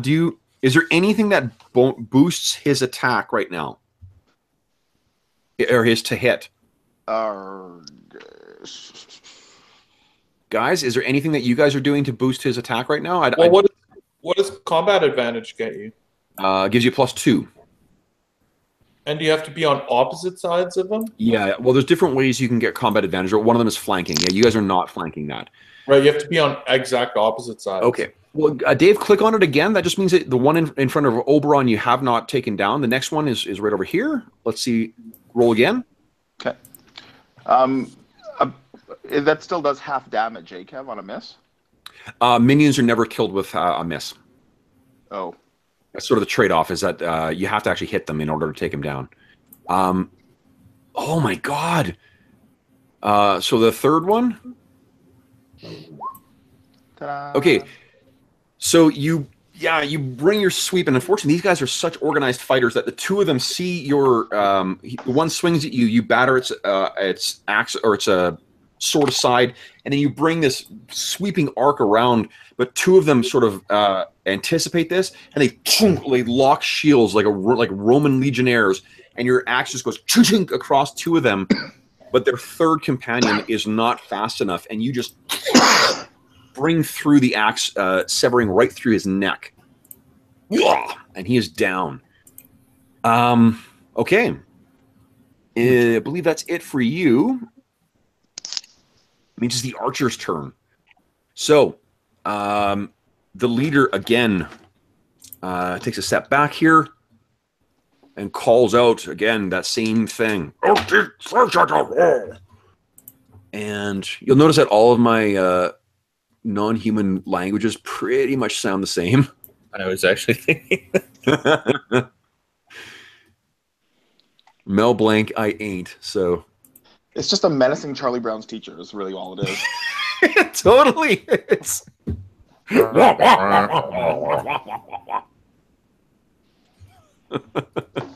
never gonna be able to use that voice again now. Not without laughing, you won't. No, without laughing, exactly. Totally undercuts the menace I'm intending here. So once again, more of these guys come charging around the corner, and they will be acting on their turn. Then the other two archers, who, as I said, had drawn their bead on Nute. Let's see how they do, Nute. Are the fates in your favor? Ooh, they're sort of in your favor. One of them does miss and flies over. But as you duck out of the way, it's set up a shot for the other one who does hit, and you take another 7 points of damage, Nute. Hey, Kev. Yeah. So if he goes to attack Nute without attacking me first, I can use my Vengeful Guardian, right? Right. It's the archers who are doing it, though. Oh, the archers. Sorry. Yeah, it's on the archer's turn. Forget and the other guy, unfortunately, because here's one benefit to you guys. This guy's still dragging that woman along, but because of the arrival of these guys, he can't get through them. He's gonna waiting for them to run aside. He's screaming at them in goblin, in the debased tongue of the goblinoids, and I believe that's it for them. That means it's Oberon's turn. What are you doing? Holy shit, Nute is almost down. Yeah. Can I attack and then... Oh, no, I can't attack, move, and heal. Oh, yeah. You can. Yeah. Your healing is a minor action. You can do it twice per encounter. Right. So first I attack the guy directly in front of me. Okay, let's see if he's able to get that shield back in time. No, he's not. Awesome. So and I think you've got a two-handed axe, don't you? I believe it is, yeah. Yeah, so you spin your axe around and, your fury at not being able to get through this guy's defenses before you unleash. This is a tactic that you and Rakus have worked on. Rakus distracts them, leaves it open for your attack, which you carry through. You have a move, a minor, and then a shit ton of action points. So what would you like to do? First I'm going to move here. Gideon's here. Okay. And then I'm going to use my Ardent Surge on... awesome. Okay. So let's see here. How does it go? Roll. Nice. Surge +4. So you get... Speed is +2. So Steve, you get 10 hit points back. Oh, nice. Thank you. And your speed is now +2. So your speed is a 9 until the end of your next turn. Oh. Steve, I will point out one more thing. You may notice that you do have a magic item that we haven't mentioned before. My gloaming shroud. That's correct, yeah. So I'm not saying that you use it now, because I'm not sure that's necessarily going to be helpful for you or your allies at this point, but just be aware that you have that ability. Awesome. Okay, so anything else you want to do, Oberon? No, not this turn, I guess. Okay. Then we're up to Nute. What are you doing, Nute? Nute, I think Nute is going to do his, his unbalancing trick. Which, shift 2 squares, nice. Where do you want to shift to? And I will shift to, I think, behind Oberon. And then I'll hack down this guy right in front of me right here.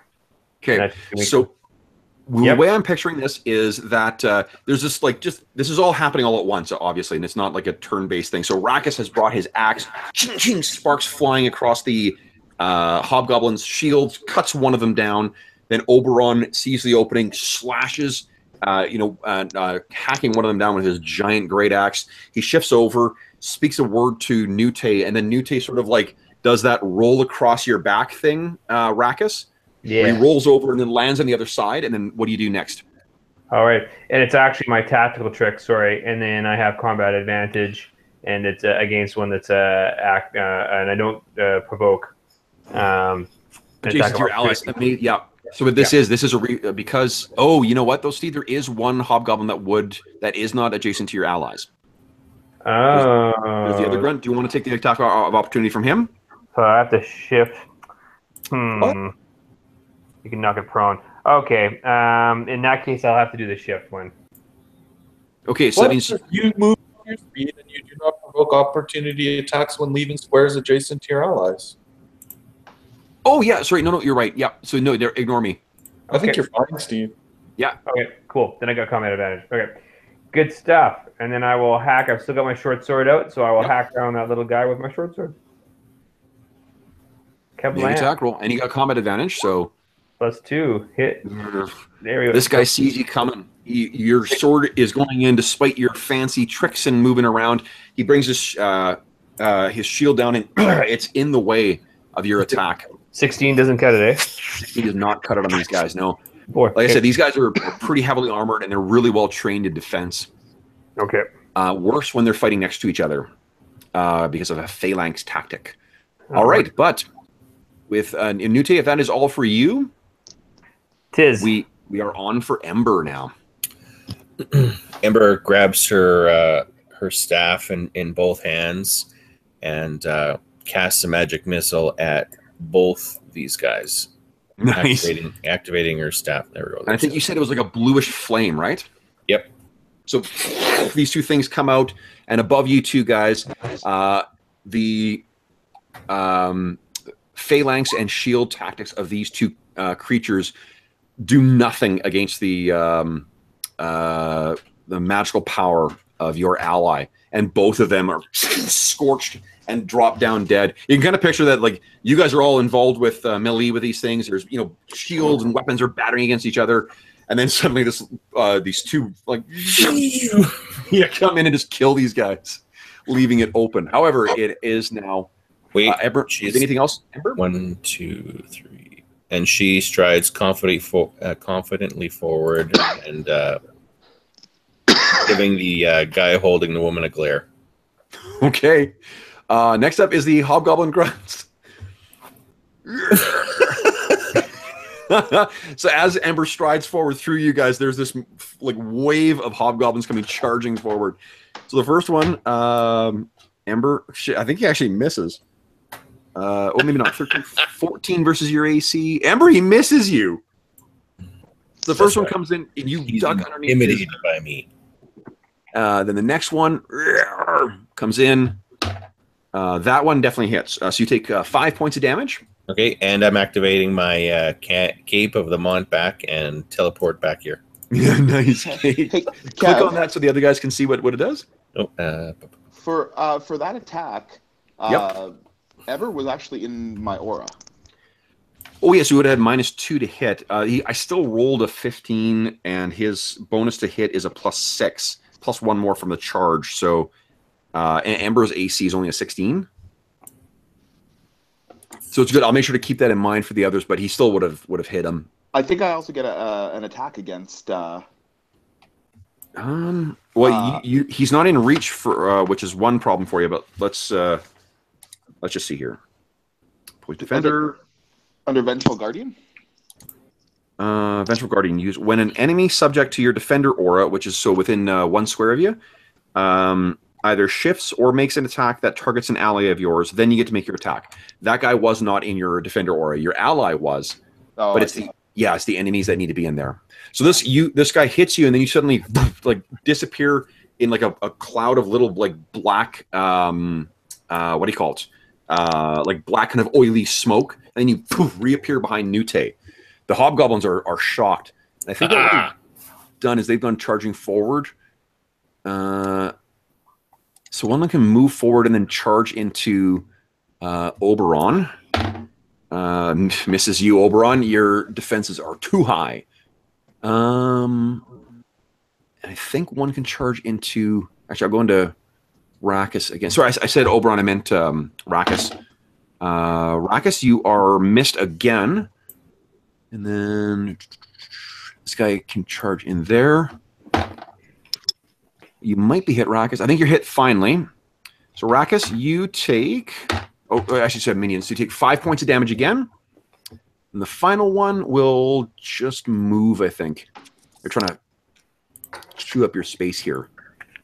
All right, so once again, the alleyway is filled with orange goblin flesh, armor, and blades.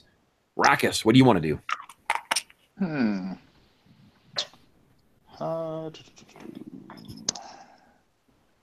The woman is still crying out to help. She doesn't sound like a 40-year-old man. We would try to help, but they're breeding like rabbits. You know what? Can I use my a free action to put my axe away and pull out Bunta's flail? Ooh. Yeah. I mean, you can use a minor action to stow it, or you can use a free action to drop it. To drop the axe? Yeah. There too. You know what? I will use the minor action to stow it because I'm going to need the axe later. Sure. Okay, so you stow the axe, and it's a minor action to draw Bunta's flail, and then what are you going to do? Well, because it has both that that scare ability to it. Okay. Which is apparently different than actually attacking with it. Okay. Let's see here. So I think I'll use the scare first, and I don't know. Can I use that in conjunction with an attack? Bunta's flail. Let's see here. Oh, it's a minor action to use Bunta's flail to scare. You can only. I mean, you only have again. The name of the song is "Move Minor Standard," and you've used two move. You've used a minor. You've used your move as a minor to do a second thing. So you only if you're using your standard as a minor, that means you're out of actions unless you've got action points. Yeah. Okay. Well, then I will just use it to attack. Then go ahead. Yeah. Click on Bunta's flail. The scare. Right. Or just to attack. Yeah. Well. No. You know what? I will use it to scare. Okay.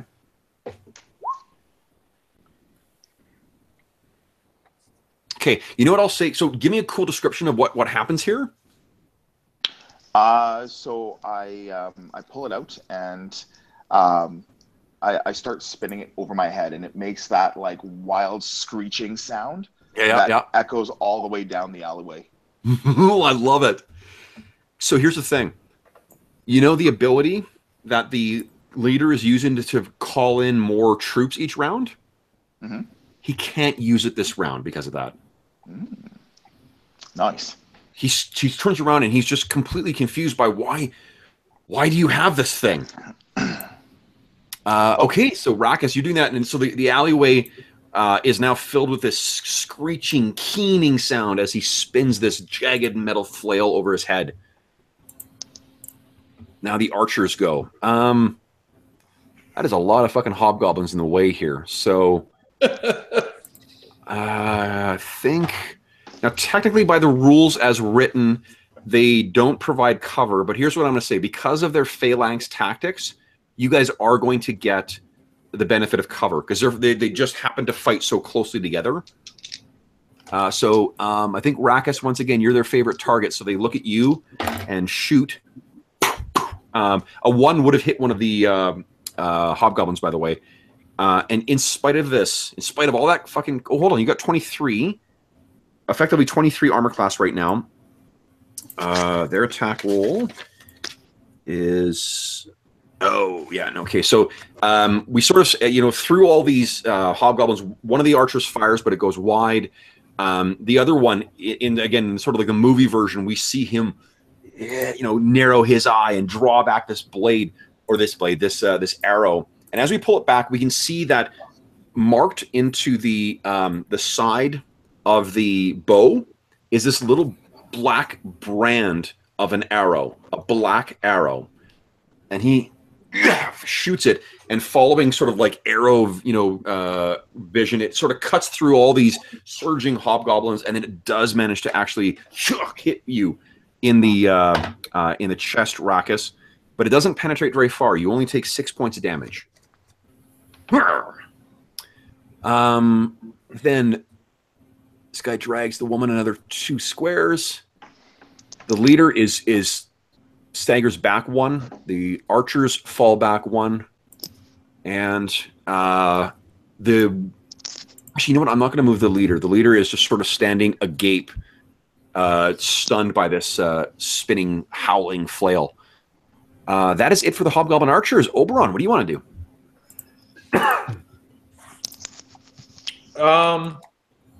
I used my minor action to use a surge on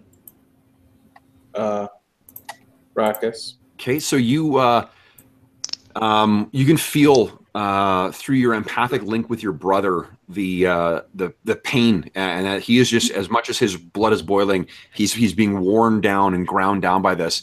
So you tap through that empathic link. You infuse him with hope and with vigor. And Rackus, you heal. You can spend a healing surge to recover a surge amount +4. Eat. Thanks, Jeff. And then, what else do you want to do? Well, we gotta keep cutting these guys down, I guess. So I'll roll on the one in front of me. Okay. Oh, this is where you could use Ire Strike, by the by. Yeah, that's true. I could. Is that flail a good weapon for you, Dave? You know, honestly, it's less damage than the axe, but I haven't used it, and I thought I could actually get us some bonuses with using its scare tactic. Ooh, but want to swing it? Okay, here's what, you know what, Jeff? Here's what I'll let you do. For every psychic point that you spend, he can hit 1 more target with that flail. Well, let's empower this then. Okay. So it basically would cost you 2 psionic points to make him hit all, or try and hit all 3. So how do I do that? Is there a way to go into the click on your token? Let me move you to the front here. Hold up. I've got you. There you go. Click on it, and then it's the green. The points, yeah. Yeah, the green bars will track it. Okay, so you get those psychic points back at the end of the encounter as well. So you, let's see here. Oh, that's awesome. Okay, so Dave, go ahead and make 3 different attacks with that flail, please. All right. Oh, nope. That's garbage. Yep. Okay, second one. Oh, that's also garbage. Third one. So much garbage. Okay, here's what I'm gonna get you to do instead, because I think I may have fucked up when I set the attack. Just make an attack with your axe instead. Oh, all right. Because you're sort of like, he's got you on the, you're a race car in the red right now, effectively. So yeah, okay, so that just does not make mechanical sense. Okay, so the first one is scatter to the ground. Roll again. Oh, second one as well. Third one. And this is in spite of their nat 20. And a nat 20. Because of the nat 20, Jeff, you get your psychic points back. You sort of like you push him over the brink into almost near berserker fury. He brings this thing down, and like a thresher cuts through all of them, and you sort of are washed over with this wave of emotion, and you use that to like refresh your reserves. Nice. Okay. You still have a move if you like, Jeff. Well, I'll let them come to us. Okay. I don't see a reason to step forward. Okay. What does Kitty's aura do again? Does it mean they can't be targeted by attacks of opportunity? No, they can't gain combat advantage against us while we're inside that yellow. Right. Okay, cool. All right, then Nute, you're up next. Nute, all right. Okay. One thing I'll remind you too, Steve, because it's been a while since we played 4th edition, you can spend a standard action to take a second wind and just spend a healing surge. Right. Okay, I thought there was, you'd mentioned something about a minor action, or maybe that's just for one of the other guys to get a healing surge or something. Yeah, that's a class feature for Oberon. Okay. Okay, good to know. I think I'm going to take a risk, and I will launch a dagger at one of these guys. Okay. Just straight up attack. That's all I can do under the circumstances. Okay. I don't have it recorded there, but I'm picturing that you've got 4 daggers on you. Oh, 4, hey? Okay. Yeah, I think 4. So you got well, it's either, I don't know. I can picture 4 being like, 2 in sort of like a bandolier and then 2 at your hip. Sure. And then your short sword as well. Or you could have arguably 6, where it's like, 4 that are in a bandolier on your chest, 2 at your waist, or like 1 at your, 2 crossed across in your back. Right. 6 is probably cooler, right? 6 is cooler. 6 is, then we'll go with 6. So you got 6 in total. Right. Just because I'd like there still to be a moment where you're like, fuck, I'm out of daggers, and you have to retrieve one from a body if you have to. Sure. But right now you've only thrown 1, I think. Okay. And so my healing surge is just a healing surge, so I would just get 6 hit points back, right? That's right. Yeah. Decisions. Okay, I'm gonna launch a dagger. And here we go. All right, straight up, rock and roll. Boom. Oh yes. So one of these hobgoblins, as soon as Rakis's flail, cuts all of them down, one of them sort of leaves himself open, and you do not waste. You sort of flick your hand, underhand, and this dagger sinks itself into this hobgoblin's unarmored eye, and he falls down. You still have a move and a minor if you like.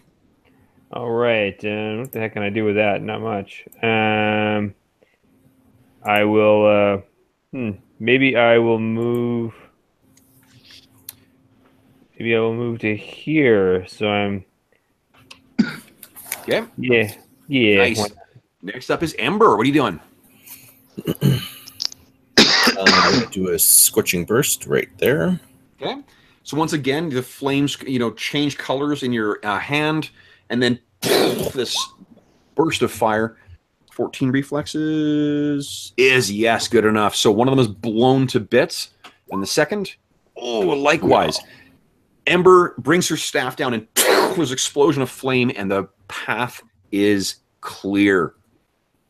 Rakis, what are you doing? Let's move the fight up. 1, 2, 3, 4, 5. And let him get away. Boom.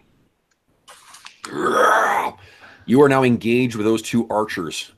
What would you like to do? That was just your move. You got a minor and you got a standard left. All right. So as a minor, let's go with Frenzied Flare. Okay. Oh, wait. No, I can't. I've got the flail. God damn it. You can still use, remember, any of your abilities you can use with your with whatever weapon. Like your abilities are not necessarily key to one or the other. Effectively, what it would mean by not using your battle axe is it'll be -1 to hit because your battle axe has a +1 to hit. Oh, I see. Okay, it's just all of these read with your blood claw battle axe. So yeah, it's fine. I can do the math to fix it otherwise. Sounds good. All right, well, here we go. Ooh, no, that is not great. No, right. So you no. Okay, actually, you know what? Here's a upside to this. Remember, that is a triggered action. Isn't that Frenzied Flare is the one that you must? Yeah, requirement. You must have hit an enemy with a weapon attack during this turn. You actually can't use that one. No. All right. Let's go with Savage Cut then. Give him shit. Let's see. Now, if you hit with Savage Cut, then you could have used Flare. Now that's is that actually? I think because these guys don't have shields, you may have actually hit them. Oh yeah, that hits them. Sweet. So 12. That's a very nice strike. All right, so you go in and wham, Bunta's flail leaves bloody chunks flying out of this thing's flesh. And now you can use Frenzied Flare as a minor if you like. Do you want me to just use the roll that I got before, or does that sound fun? No, it doesn't. It doesn't sound fun. Go ahead. I appreciate your generosity. I'm just absolutely gonna put that out there. Oh, son of a! Okay, you know what I'm gonna do? A pox upon your generosity. Because of that, by hearing the keening wail come closer. Hold up, I'm just gonna roll a dice here. Oh, no! Oh, Lord.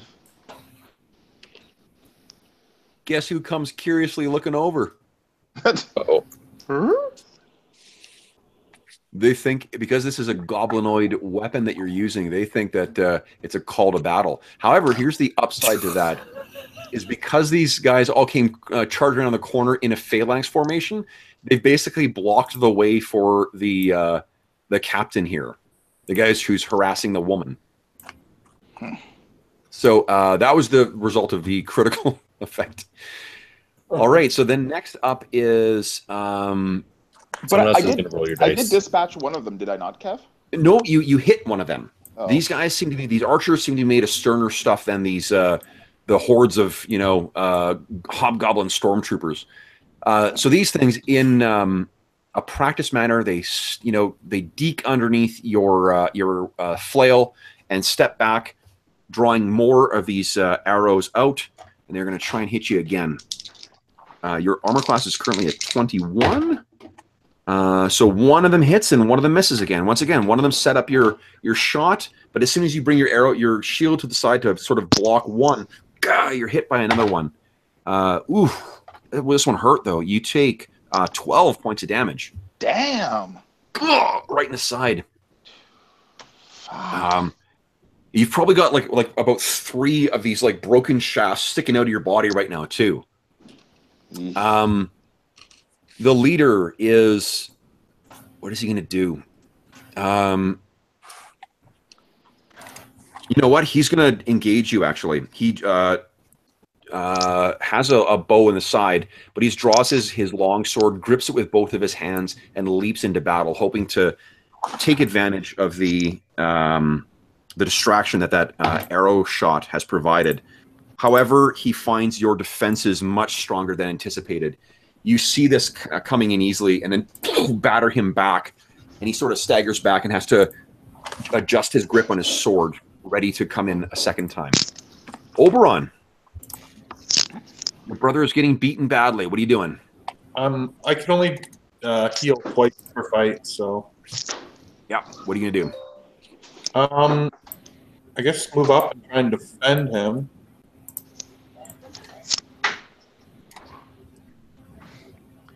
Yeah, because you can move there and still make an attack if you'd like. Okay, again, Ire Strike could be used here. Yeah. Let's do it. Okay. Jeez. Here's one thing I want to point out too, Jeff, is because you haven't been using your PowerPoints yet, if you had spent 2 PowerPoints on that, he would have done 8 extra damage on a hit. Oh, yeah, look at that. Yeah. So, Rackus, you get to make a basic melee attack against that Hobgoblin commander. Alrighty. Yeah, let's do that. So just use my battle axe? Yep. And then if you hit, you leave him vulnerable to vulnerable 2 to all damage. So basically all damage against him does 2 more. Oh! Nat 20! Yeah. Yeah, so this guy staggers back, he adjusts his grip, and then you fucking kill him. I eat his face. Yeah! So he is dead. Yeah, so that you're what do you call it? You're fueling your brother's fury has once again paid off. Oberon, you still have I'm not sure if you got anything as a minor action you want to do.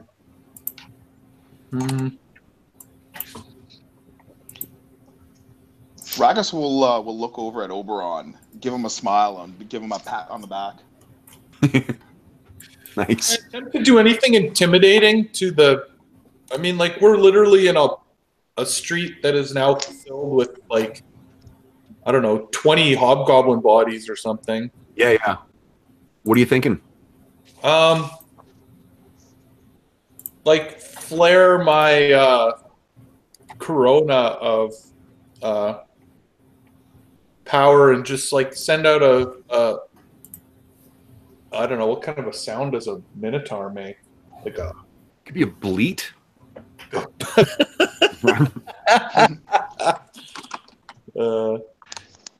And try and intimidate the minions that just came around the corner. Sure. Why don't you give me a intimidate check for me, please. Sure. Oh, nice. Let me check my. You know what? Can you guys remind me next time I log on to grab my damn DM screen? I keep fucking forgetting. Where is it? Where is it? Where is it? Where is it? Where is it? Here we go. Okay. So you flare out, and none of the grunts are going to act this turn. The guy who is harassing the woman will be focused on you this turn, so he will not be moving. And I think that's it. There's no mechanical penalty to the hobgoblin archers, but basically you bought yourself one round free from the hobgoblin grunts. Nice. They just like a wash, and you can see like they're orange skin, so it's not ashen face, but sort of like they get more gray faced as they sort of realize what what they're up against, and you can hear all of them sort of shifting in their stance and adjusting their shields. Next up is Nute. What are you doing? All right, Nute. So you sort of ducked in that alley to grab catch your breath. Right, basically. Get out of the. Oh my goodness! Look at all these guys. Okay. Man. I better get back into the fray here. All right. Well, let's move and then throw. How are those archers doing? Are they almost? Are they pretty messed up? Those two have not been touched yet. Not been touched yet. Okay. Well, let's. Oh, you know what? Hold on. No, I fucked up. One sec here. I think I applied the damage to the leader. Didn't you? One of you guys hit one of those archers, right? I think didn't you? Dave, didn't Rackus hit one of those archers? He did, yeah. Yeah. Okay, hold up. So one of these archers should have damage. One sec. Didn't kill him, but. Yeah, so there you go. So the one up here, the one that's closest to you there, Steve, that one has been. There's a bit of Buntus flail took out a bit of the chunk of one of the sides. All right, let's dagger him. Okay. Do you have anything to grant yourself combat advantage? Not in that. I've already used my. Steve, one of the ways you can have combat advantage is if you are not seen. So, right, of course. For instance, if you say used a standard action to try and get stealth, or say you used athletics to try and scramble to the roof, if they can't see where you're attacking from, then they could absolutely you would have combat advantage against them. Or would acrobatics get me up there? Or no, I guess I have to use athletics. If you can give me a cool way why acrobatics would apply instead of climb. I have to bounce back and forth between the wall and the chimney from this 20-foot building, and then this building here. So I sort of like do a Jackie Chan, where I bounce back and forth. Yep. And then give me roll. Flip up to the roof. Alrighty. I buy that. All right. That's what I've got the acrobatics for. All right. It's gonna pull a Jackie Chan. Here we go. Didn't Jackie Chan usually have the shit kicked out of him? I guess you're bloodied, so. But he always comes back. You're playing in character. Oh man, yeah. So that'll be a move action because you beat a hard difficulty for your level. So you still got a standard action once you get yourself up there. Nice, and so I sort of appear here. All right, and okay, and so that makes me gives me combat advantage. You would say against. And he's 5 away, so he's still within short range. So. All right. Go ahead and make your attack. Let's whack him. Well, that's a different roll. Not like that. I'm a child. Whoa, not 20! Boom. The dice are turning around, guys. So, Jesus Christ, Steve, because you have combat advantage and you scored a critical, you did 25 points of damage. That's a lot of damage. Yeah, so this, from out of nowhere, Oberon and Rackus, you cut that one guy down, the other archer turns and gets ready to fire another arrow at you, and out of nowhere you hear this as this dagger sticks into this guy's like the fucking crown of his head, and then he falls down dead. His bow clattering to the ground. The camera would see that black arrow sigil. I'm just gonna move it to the side because I can't remember if this is the guy who has I have in the initiative tracker or not. So, Amber, you are next. What are you doing? Okay.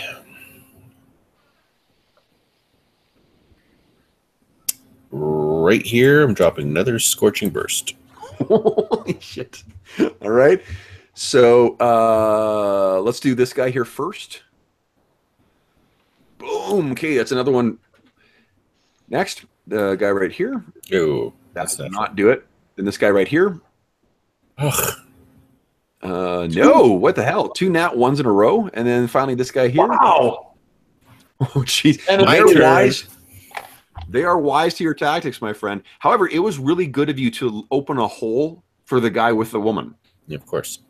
He said he's So focused again, this- on me this turn, though. Yes, they are focused on you. That's correct. Yeah. Oh, you said the leader was. The leader is, yeah, and the hobgoblins were doing nothing. The grunts were doing nothing this turn. Right. So their turn, they do fuck all. Next up is Rakus. What are you doing? Rakus, I'll remind you, as I did Steve, that you can spend a standard action to heal your healing surge back if you choose to. Right. Okay. That is okay. So that is That's for Rakus. Oh, sorry, Steve. I'm reminding Dave that he could use a standard action to use a second wind. I have no more heals I can use this fight, Dave. Just so you know. yeah. No, that seems like a good idea. You know what? I'll actually switch to Berserker Fury as my minor, and then I will take that that healing surge. Okay. Just drop your aura here. Does he infuriate first or heal first, Dave? You know what? He will, because he's still bloodied. Actually, even after the healing surge, he's not full enough. So he'll heal first, and then. And then it's like, because it wasn't enough to unbloody him, it really pissed him off. Yeah.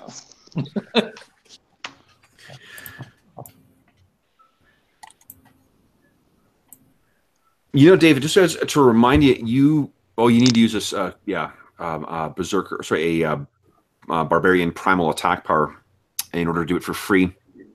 That's amazing. Okay, so that is, I believe, it for you. Okay, so here's one optional rule, guys, that I just thought of this now. So in 5th edition D&D, you can trade your advantage back and forth. You can use it for yourself, or you can give it to your allies. What do you guys think of being able to use action points for your allies? Oh, I like that. What do you guys think? Like, there may be some of you who are using more action points than others, and I don't want you to feel obligated to spend them on your friends, but I think that might be an interesting option. You know, like if one of you guys are in a better position, it's sort of like the cinematic, dramatic moment for them to do something cool. What do you guys think? I'm not opposed to it. I'm not going to say no. I'm down. Whatever advantage you want to give us, Kev, sure. Okay, cool. So that is an option going forward. We'll give that a try because I think that'll be fun. But it's got to be given, not requested, or it's got to be granted. The person has got to be willing to give it up. Yeah, they've got to be and also I guess that's another reason for you guys to stay invested in what's going on in the combat. Is because you can say no, you don't take my action point. You do it again. Okay, because it'll all come out in the wash, right? Like, I mean, this game is as hard as I choose to make it. So, however many more advantages you guys have, I can just make it fucking harder. Right. So, okay, cool. So, Rakus, you are finished. That means the Hobgoblin Archer, the last remaining archer, gets to go. He once again draws the arrow. He sees where he sank one before Rakus, and he sort of grins, his yellowed fangs bared to you in a half grimace and a half grin. Oh, and he misses. Flies over you. In spite of your Berserker rage, even though you cast your shield aside, he still misses you. Not cast your shield aside, but you know what I mean. Cast your defenses aside. And now Oberon, what do you do? Oberon moves forward to the leader, finally. Yeah. And he looks down on him. He draws up his great axe and he says, "This street will be your grave." Nice. And he activates his Battleborn Acuity. Nice. And of course, he rolls a 2. Fortunately, I think you got one action point left, don't you? I do have one action point. Okay. I'll roll that again. There we go. There we go. Yeah, he is fucking killed. So you bring this thing down, and he is, while he was battering this woman and whatever else too, he's just a fucking bully. And he's nothing compared to you. So yeah, you are flaring with empathic power, and you slaughter this guy. I think I'm going to let you make another intimidate check for free. What does this manifest like, Jeff? What do you think it looks like as this ability activates? I think that it's like this bright corona that shines all around him and just kind of accentuates his size, like making him look, maybe a half size larger than he really is. So he's kind of got like constant dramatic backlighting. Yeah, basically. That's awesome. Okay, cool. And that's a great contrast to Rakis's, flaring tattoos. So you just like are shining with this, beacon of power. You cut this guy down like you're, felling a sapling. And go ahead and make an intimidate roll. Let's see what happens. Holy shit! Ooh. Oh man! So they're not going to act yet because you guys get to act first. But you can tell that every single one of these hobgoblins is going to fucking run off in different directions, leaving their shields behind. So, Nute, what are you going to do? Hi, sweetie. All right. Well, Nute is going to, let's see here. I guess he'll hop along the roof a little bit over here. Okay. And then I'm 30 feet in the air. Hey, that's a bit high to drop down on somebody. All you need to do is make an acrobatics check. It's not that hard of a check because you only got to basically cut off a 10-foot drop is safe. You just got to cut off 20 feet from that drop. Right. And then I can use my short sword with a dropping hacking attack. Yep. You would have combat advantage. Plus, you could also, if you fall short, you could always spend your backstab. Ooh. This is a triggered action. Does an extra, I think it's like D6. Yeah, it gives me +3 too, I think. Okay. Let's just drop down behind this guy here. That's if I have combat advantage. Let's see. Yeah. That's a daily. All right. So let's make a. I don't think you have any dailies. That's an encounter. Your backstab. Right. It's an encounter. Yeah, that's right. Yeah. So go ahead and you drop down. You slide down from the roof, collapse behind this guy, or not collapse, but like land behind. Let's see if your short sword strikes home. Roll your short sword attack first. First, I do my acrobatics. Ooh. Yep. Okay. So that's it's one short of the hard difficulty. So I think I'm going to say you take 3 points of damage there, Steve. Okay. As you land, kind of it's a little bit of a hard landing, but nothing that's not going to leave any lasting injury. Let's make your attack now. Jam my ankle or something, and then let's do my attack. Hold on here. Let's do a backstab, which is +3. No, remember, backstab is a triggered thing. You have to make an attack first, and then you use backstab. Okay. Yeah. Now make an attack roll against an enemy using a basic attack with a weapon. Okay, so that'll be my short sword. Yep. Okay. So make your short sword attack first. Ooh. But I have combat advantage. That's 15. Yeah. You know what? With your backstab +3, that will hit. Oh, there you go. So roll. Do I roll it or I just click on your backstab? All right. Oh, nice. So 6 extra damage, which means it takes 22. Nice. Okay, so this thing, it had that that savage smirk on his face, and he shot at Rakis, and he's in the process of grabbing another arrow when you sort of like you scramble along the roof, and then you sort of slide down along the tiling. You drop down and then just bury this short sword into his like the back, and then you draw it out, and he staggers forward, bloodied. He's not quite down, but he is badly, badly hurt. Amber, what are you doing? I am getting in the aura. Give me a little +1 to attack. And I'm going to drop another Scorching Burst here. Go ahead and I'll start. We'll do sort of a top down, side down. The top one. 13. Hold up. 14. Because I got +1 because of Oberon's, whatchamacallit? Where'd it go? Oh, the Battleborn Acuity. Acuity. Oh, good call. Oh, so I should have set up an aura for you there, Jeff. I'll do that next time. So yeah, that definitely the first one is gone. Next one, gone as well, and next one. Hey. Boom, gone as well. Final one. Nice. Crit.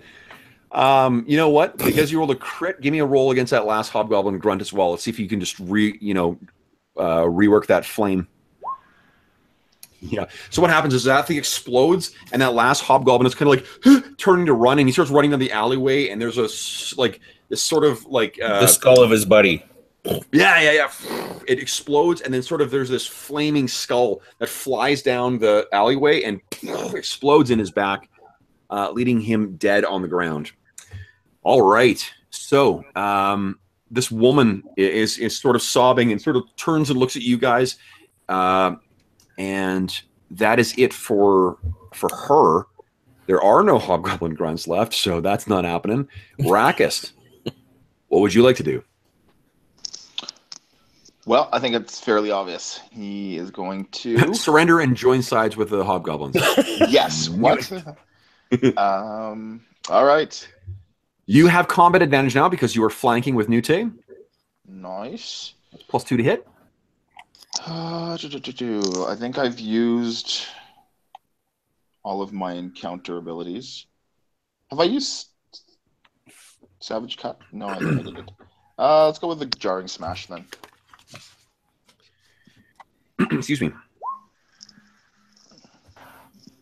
Oh, that's really not a very good roll. 9, even with combat advantage, that's an 11. So you... slam you try and hit this guy with sort of like the broad part of your axe, and he's able to, even though he's been hurt by Nute, he's able to sort of duck out of the way. He still has the +1. He does have +1, yeah. So unfortunately, these guys do have pretty high ACs. So 12 ACs. Let's see here. Yeah. All right, and I think, thankfully, these aren't goblins where they're able to fucking like duck out of the or shift as soon as you miss. So this guy is, he knows he's not getting out of here without a fight. So he drops his his bow to the ground, whips his long sword out. He does a quick study between the two of you, evens. Yep, and he decides he's going to go for the big one. He sort of grunts out again this word that you don't quite understand in Goblin, but you would recognize it if you heard it again. And then he says, "Senroth." Ooh, that's a pretty good roll. You take 8 more points of damage there, Rakis, as he cuts into you with his long sword. Then it is Oberon's turn. Okay, Oberon moves in front of him here, and he draws up his giant great axe. But sorry, just remember if you go there, Oberon. Oh, you know what? No, ignore me. I say because if you had moved, technically, if you moved straight there, you would get an attack of opportunity, but you could have gone from here to here to here. Right, like then, just one extra square. Yeah. So like this, we're not going to make you move that. So you race over and go ahead, carry on with your description. And but I actually don't hit him from behind. Kitty is going to take a swipe at him. Oh, awesome! We have yet to see Kitty do anything. Or, no, I mean, like, do an attack. So let's see what happens. Let's see what happens. Kitty's very. Ooh. I will give Kitty combat advantage. So it's 14. Is there anything else you can do to boost her attack? She's got +1. 15. 15 is not quite good enough. You got two more points in there, guys. No, Nada? That's all I got. Okay, so Kitty sort of lashes in. That, you know what I think this speaks to is just how well trained these things are. This guy's sort of keeping you guys all at bay and ducking and dodging and weaving out of out of the way of these various strikes. But let's see if minor action to maintain my aura. Awesome. So then, Nute, it is your turn. You have +1 to hit, and you've got combat advantage. What do you want to do? Nute doesn't have +1 to hit. He's got to be in the aura. From where Oberon is, he is in the aura. Is it Oberon? Yeah, Oberon has the aura. Sorry. Me, not Dave, yeah. Yeah. Steve-O, you there? Yo. Okay, so it's Nute's turn, and you have +1 to hit. +1 or +2? Well, +2 from the combat advantage, and +1 from the brilliant aura that Oberon is giving off right now. You're filled with. This is like all of you guys constantly listening to like the most thrilling part of John Williams' music all the time. Sweet. How could I not have +1? All right. Yeah. Let us hit him with a basic short sword attack. Here you go. So you bring your short sword in and try and finish this guy off. It's still slick with his blood. Let's see how it goes. Ooh. So with combat advantage, that is 11. 25 versus AC. Right. No. I mean, it's a hit. The damage is what I'm calculating. Gotcha. Oh, and you also have a bonus to your damage from my aura. +3.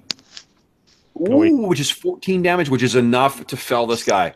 So he's spinning around, defending himself, keeping everyone at bay, and then Nute, he leaves an opening for you again, and you only need that split second to get in, and then your dagger or your short sword is in and out, and this guy seems to still stagger on his feet.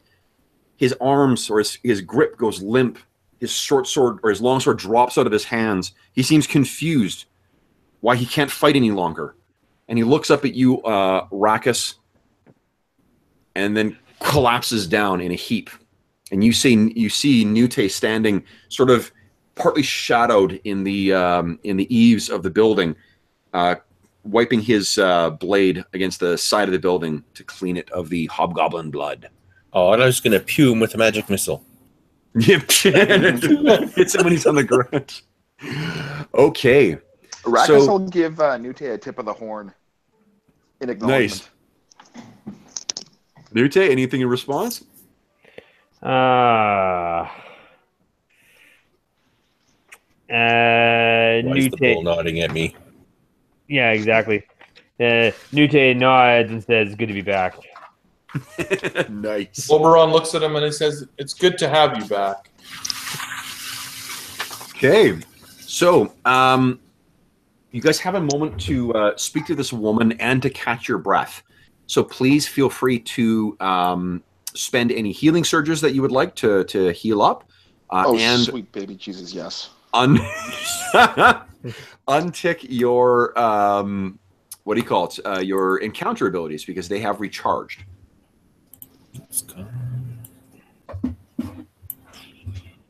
Would someone give me a D100 roll too, please? Ooh. 14 plus 9, 20. Oops, let me actually scroll down in the feed here so I can see. Okay, D7. Sorry, a D100, please. I did it. Oh, nice one. Thanks, Jeff. How'd you do that? If you open the dice roller, it's one of the options. Okay. I don't see it. It just gives me the... Drop down box. Oh, there it is. Yeah, it says roll 1, Yep. D, whatever, plus I was whatever. looking at the icons at the top, and it just got the standard 4 to 20. Yeah. Those are rolls.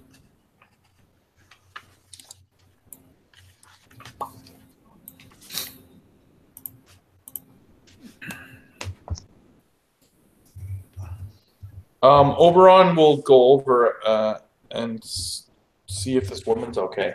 Yep. I was thinking the same thing. She looks like she's about, I think she's probably in her about mid-40s. And she's got, her hair is a little disheveled right now too, but you can see that it was in sort of an ornate, sort of like braid type arrangement. She's still got, her hair is light kind of brown with, flecks of silver cutting through it. She's got you'd say like a comely face. She's not beautiful per se, but she's attractive, and she's got these brilliant kind of light blue eyes, and her eyes sort of dart back and forth between you. What do you say, Oberon? You're still sort of glowing at this point as well. Yeah. Two glowing bulls with us. Well, one of them, though, is more sinister. Yeah, that's right. Actually, you're both glowing right now. Oberon, I think, and you can tell me if I'm wrong on this, Jeff, but I think he's more angelic looking. Yeah, I would say so. Okay. So you step forward, and in this melodious voice, what do you say? Are you all right, ma'am? She sort of blinks and, then sort of collects herself and says, I think so. Thank you. Who are you?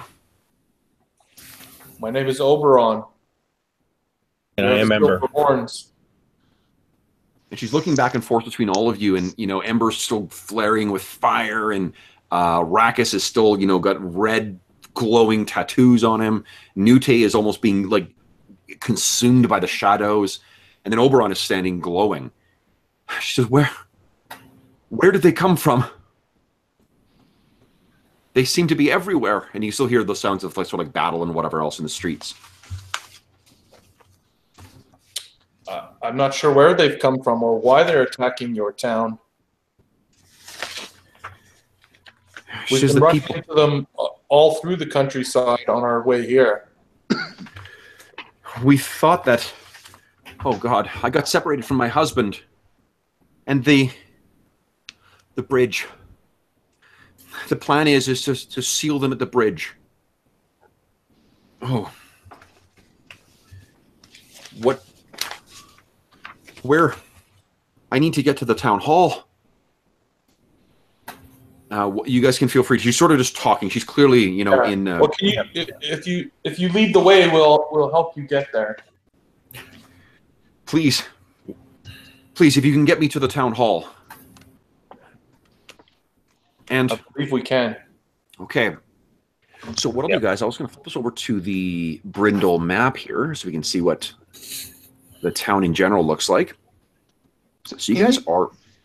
Kev, in the interim, Rackus has cut the heads off of an archer and one of the hobgoblins, and he's basically wearing one of the heads on each horn. She's really... Yeah. She's horrified by this. So is Amber. More disgusted than anything. Oberon, do you want to do anything to intervene, or is this sort of like, this is Rackus' way of cooling down? I look at everyone and I say, just give him a few minutes. Okay. She introduces herself as Glaucia Antarius.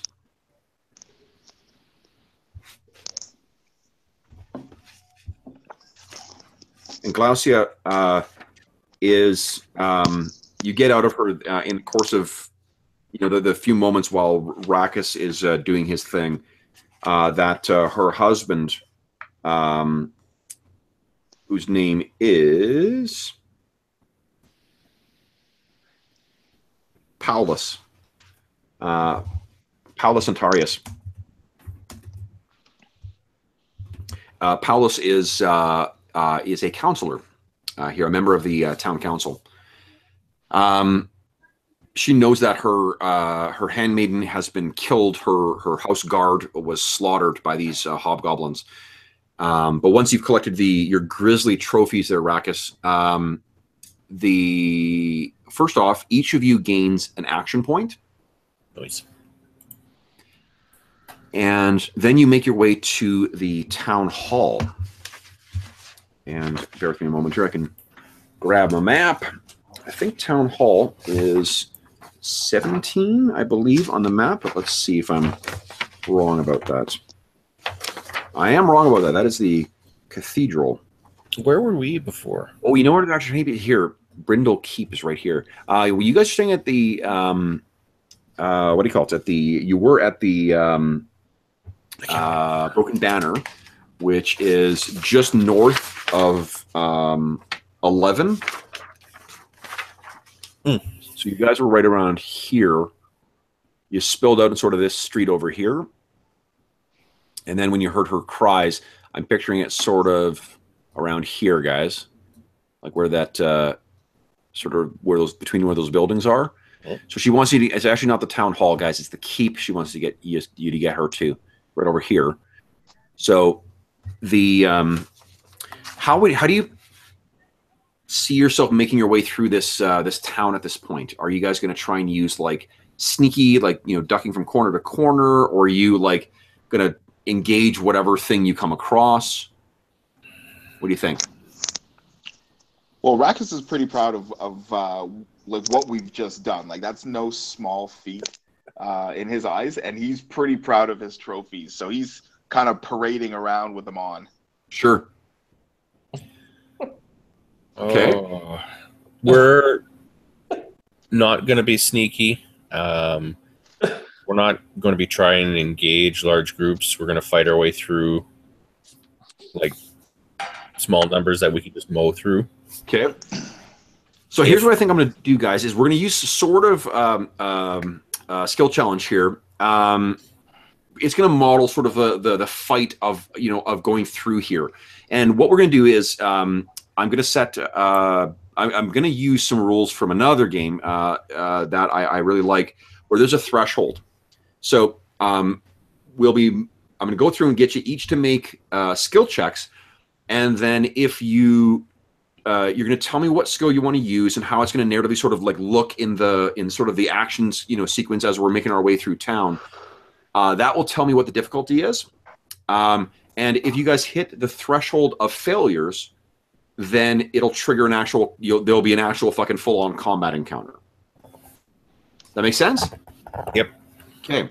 So as we sort of you step out of the alleyway and start making your way down towards the keep, who wants to make their skill check first? So there's a threshold you need to make to succeed here. You need a certain number of successes to hit to make it to the keep. But the threshold is once you hit the threshold, combat encounter triggers. Who would like to go first? I'll do it. Okay. So what are you going to use?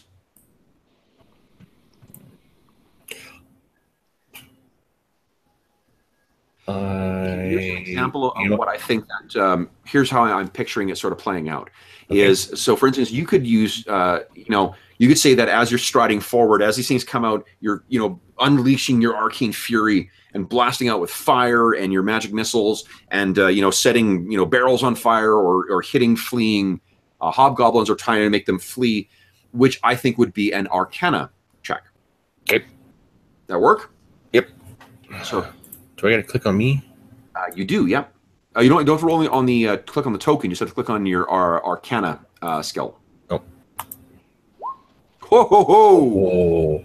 Wow. So you want to add something something cool to it?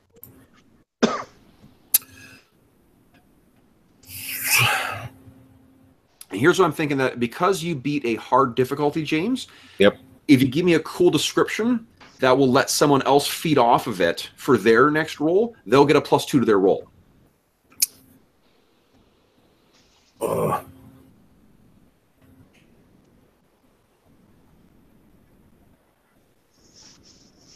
And all I'm thinking you want to do is add a little cool little vignette of one. Yeah, I had some thoughts before, like her horns start to glow, like the creases kind of glow red, and the tattoo under her eye flares up, and she just gets Is she laughing? No, but she has a bit of an arrogance about her right now. Okay. She feels emboldened, and it's showing on her an expression. Okay. So she's striding along, and these hobgoblins are blowing up and scattering in the street. Flames are sort of licking around everywhere. And what you can hear very quietly, and only you can hear this, Ember, is this low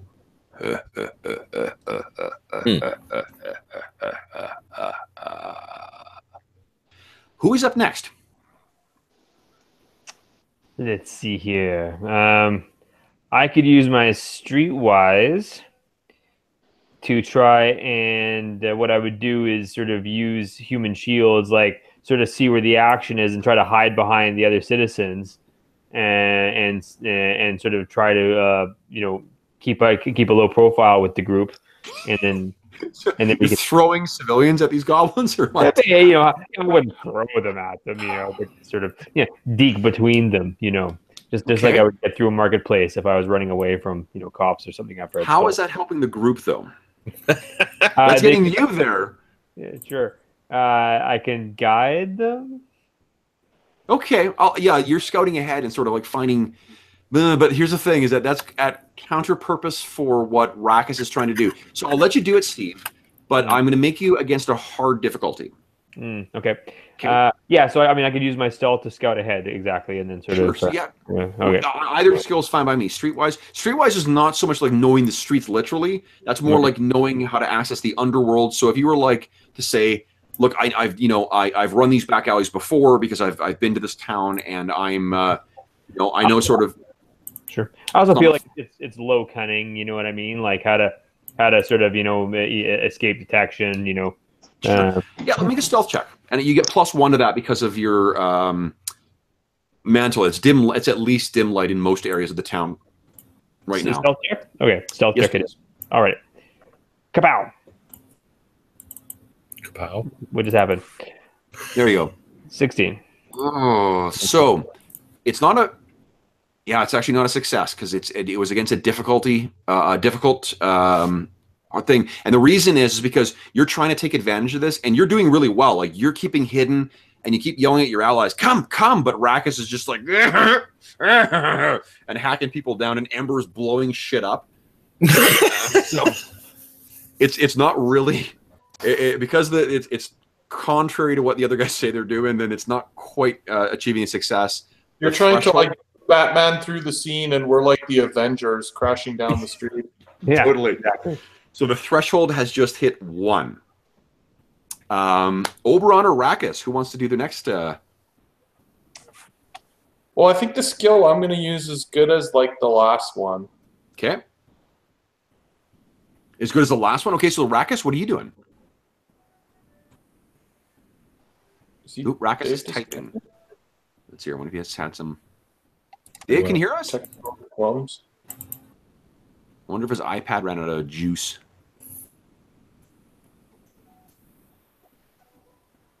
Oh, sorry, Dave. Can you hear me now? Can any of you guys hear Dave? No. Nope. I think his connection is failing.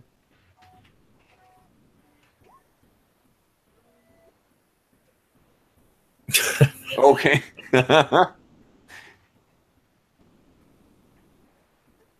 I mean, I can go and we can just. Okay, he's just rebooting his. Yeah, it's just because I'm going to use endurance for our. Because I mean, fighting your way through the streets. Absolutely. This is the brutal slog of like boom, boom. You knocking guys aside, battering them down, hacking another one, blocking another attack. Go ahead and make an endurance check. Let's see. And actually, my mantle of impulsiveness actually grants all my allies +2 to their endurance as well. Ooh, so that's cool. So that's a good idea. Okay, now here's as I was saying, I was trying to think of a way to link up here. James, can you think of a cool way that you would have benefited that strategy? Like what you were doing? Benefited whose strategy? To give Oberon a +2 to his. Because you succeeded. Yours was a normal difficulty, but you succeeded against a hard difficulty. So I want to give you an opportunity to if you can give a cool narrative flourish, sort of a handoff to Oberon. Like here's an example of what I'm thinking of is maybe like as what you're doing is you're timing your explosions to sort of funnel these guys in to his battering ram of a body. Okay. Okay. So some of the magic kind of, I angle my magics in such a way that the concussive blast would throw one guy like clumsily towards him and gives him the opportunity to catch a guy unaware. I love that. Okay, so like Oberon is just like swinging his giant battle axe, like clearing the road. So love it. Go ahead and give me an endurance check. Here it is. Oh, against a hard one. So you set up. Dave, can you hear us now? Yeah, I'm good. Can you guys hear me okay? We can. Yeah, perfect. So Dave, what I was saying is that if you guys beat a hard difficulty on this challenge here, you're going to be able to give a narrative sort of feed, like a setup for the next guy. So Jeff just did that, and what he was using was endurance to batter his way through these guys. What are you thinking of using?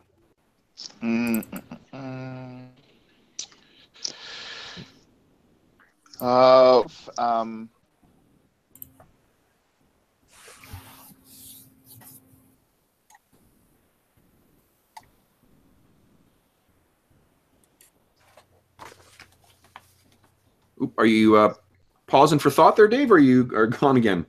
No, it's phased out. Can you hear me okay now? We can, yeah.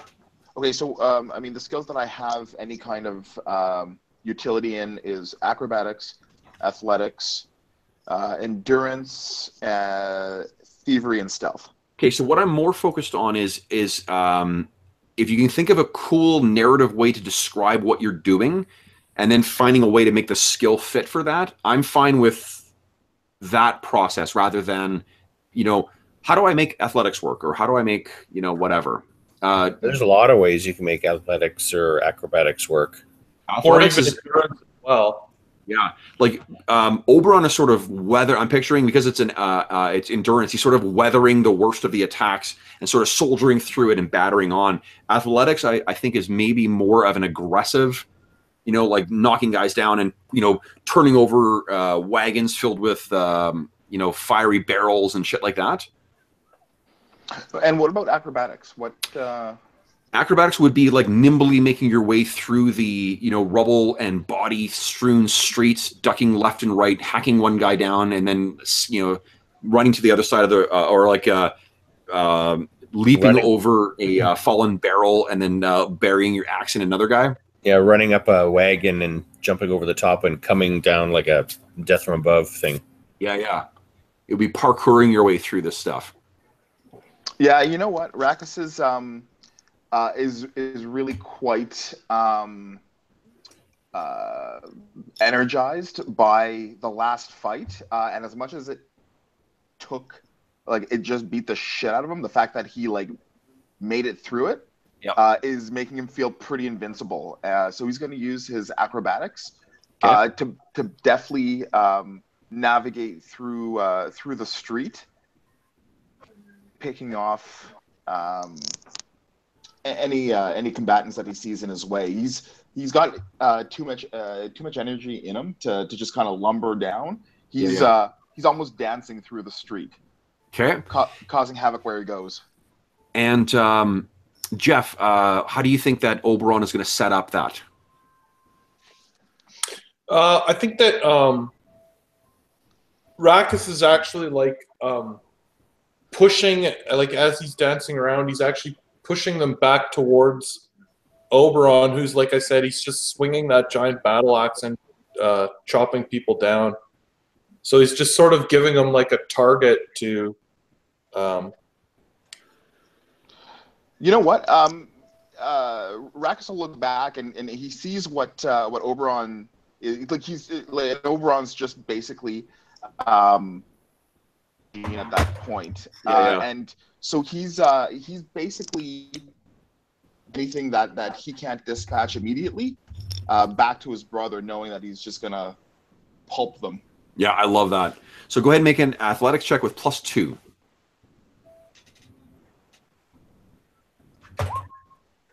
Ooh.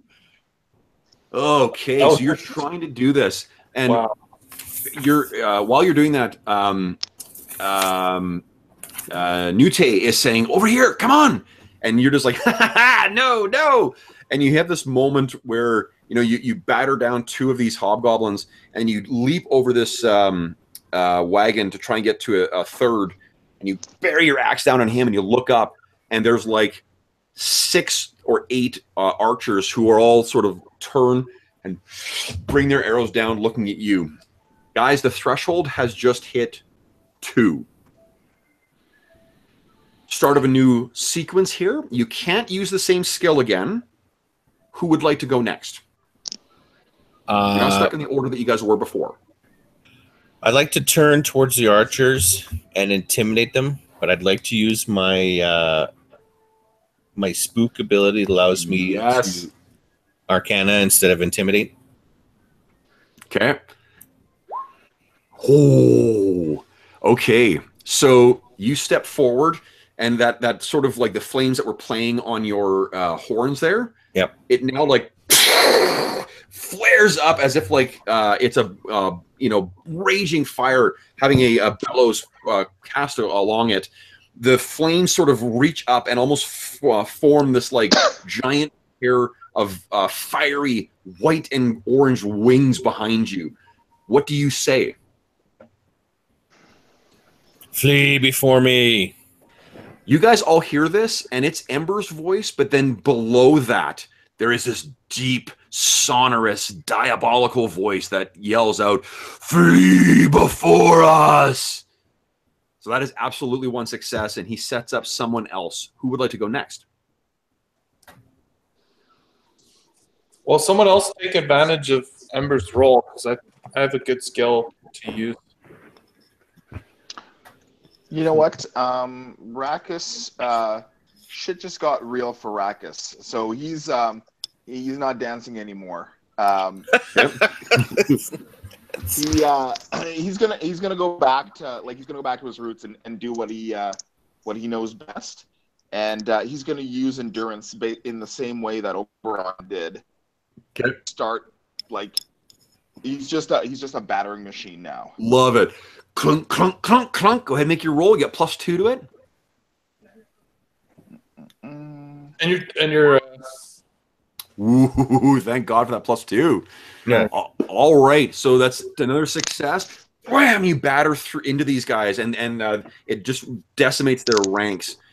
Who would like to go next? Snute or Oberon? here. I'll go, Steve. Maybe I can get you a bonus. Okay. So now that Rackus is back beside his brother, and they're both just swinging their axes. They're actually like covered in blood, and Oberon bellows out at the group in front of him. He yells, "Who's next?" And he's just dripping with blood. Yeah. And so does that sound like an intimidate to me? So was that intimidate, Jeff? Yeah. Nice. Oh, thank you for that +2 again. All right.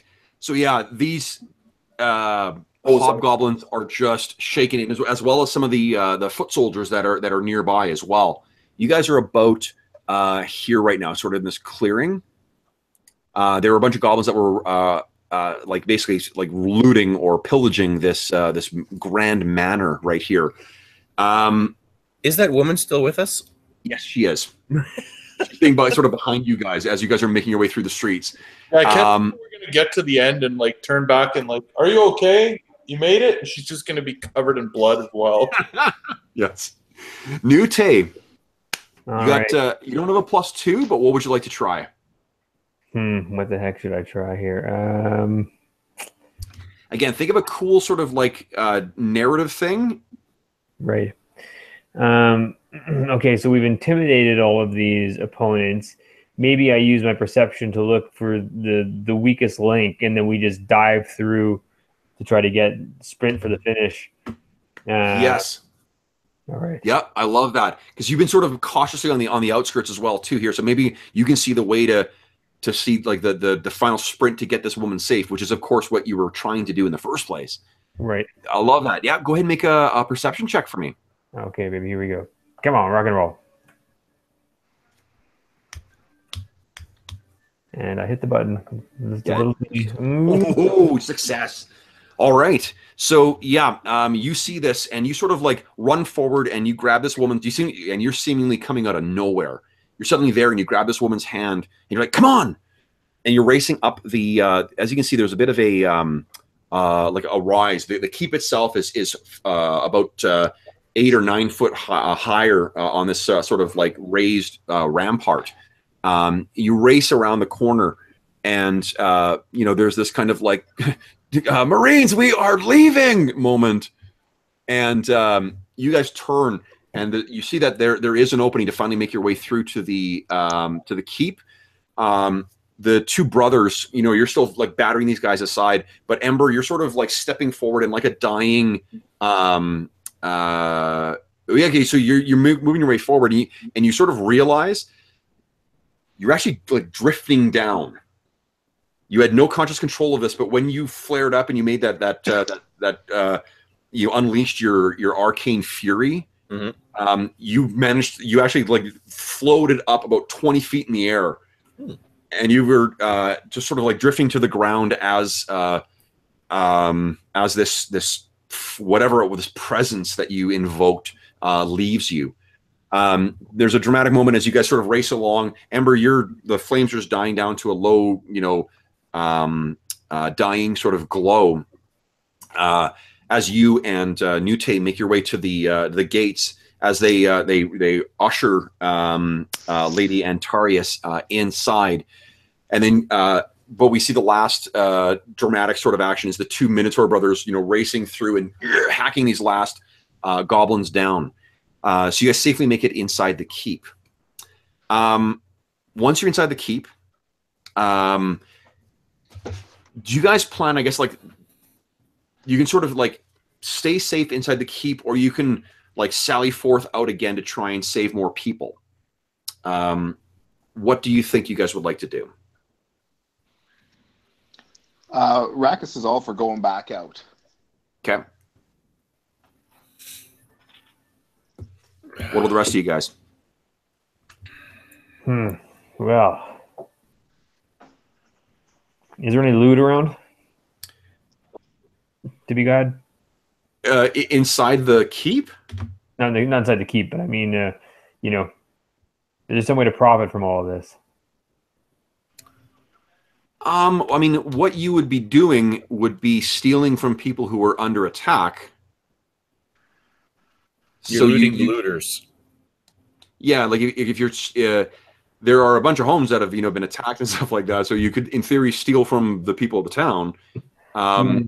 Anything you are likely to find on the hobgoblins, apart from their stuff, is like their equipment and gear and stuff like that, is likely to be property of the town. So you can take that stuff if you want, but yeah, if the hobgoblins had anything, that would be interesting.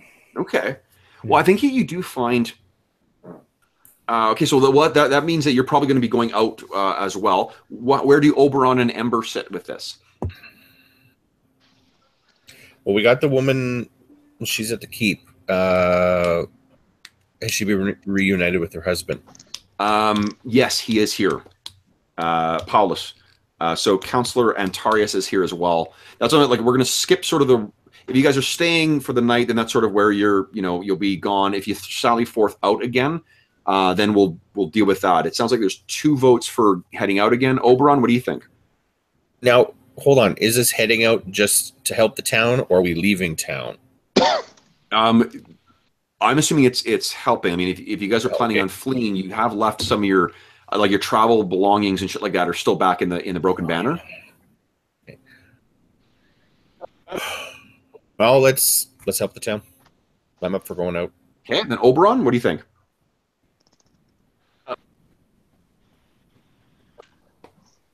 Sorry, what was that, Jeff? You're cutting out. Can't hear you. You Guys hear Jeff? No, I can hear that. But yeah, I thought it was me, so I. No, sorry, nope. Jeff, you're cutting out a bit. We're not hearing you terribly clearly. No, he's gone. Oh, he's back. Well, I think that it's not very happy sharing between the 2 browsers. Okay, so sorry, what was Oberon saying? Oh, that he's more than happy to go out and help people in the town some more. Once again, you must have thought we were all assholes, eh? Yeah, like I said that like 5 times. Like, yeah, let's go help everyone. Sorry about that. Okay, so yeah, totally. Then yeah, you guys charge out. So we see a couple more like dramatic heroic scenes where you guys are saving people or driving back the goblinoid forces, and this culminates with sort of you and the rest of the surviving defenders in the market square where the hobgoblin hordes have been driven across the river. Although, which of you guys do you think would have? Do you think any of you guys would have any sort of military background, like you would know or be able to recognize like tactics? Nope. History, maybe. Yeah, I'll buy that. Give me a history check, James. Anyone else? There's not really a military skill in. No, that's what I'm saying. Just your characters. Like this is where the backgrounds would come in. I don't think that any of you guys have any specific like military or martial sort of like background stuff, because what that would allow you to do is make it. No, okay. 17 is good enough. So what you recall, Ember, is because you remember, or your character had already had a fairly good recollection of what the last horde was like, right? Mm-hmm. Brindol is a walled city with only really 2 points of egress. The two bridges, if they can be taken. The last time that the Red Horde marched, it did so on Drellin's Ferry, and it razed it to the ground. The amount of, even though that there was some widespread destruction, it seemed to all be in very specific areas, like the keep, the town hall, one of the churches, and then just sort of like general mayhem in the market district. You in fact run into, do you remember the old guy and his bizarre companion that you met before? The knights, the robe from. The merchant, yeah, the weirdo in this. Yeah, give me. It was. Where is it here? Where is it here? Immerstal and Alondri. They're sitting outside, and Alondri is sort of crying. Actually, no, it's Immerstal who's crying at the the ruins that are of his keep, and his companion with those weird amber eyes and the dark hair is just like, "They're there, my dear. They're there." They seem to have been very specific in their targets, and what we sort of come up with is as much as the where you guys were, there was a raging combat sort of in the center of town. It didn't really spread out from there. So if the horde seemed to have some other purpose other than destroying the town. So I need to take a quick bathroom break, guys, but then I want to come back and then we'll do the home lap of the session here, and we'll set things up for next session. So I'll be right back. Actually, so everyone, like, now is a bio break, grab drinks, and we'll be back in like 2 minutes. Perfect.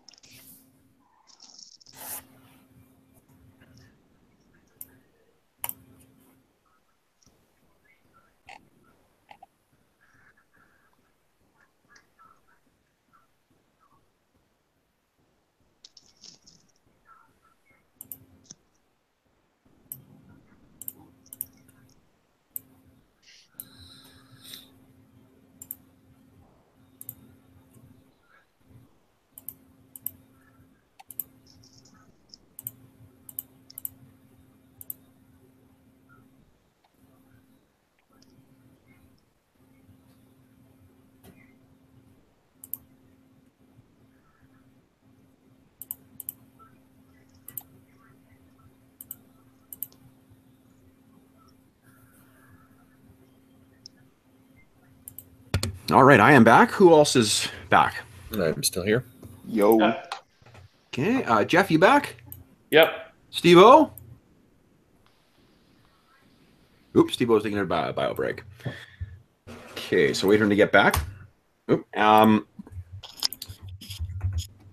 Steve, you back? I shouldn't have told him to turn the camera off on the Google Plus call.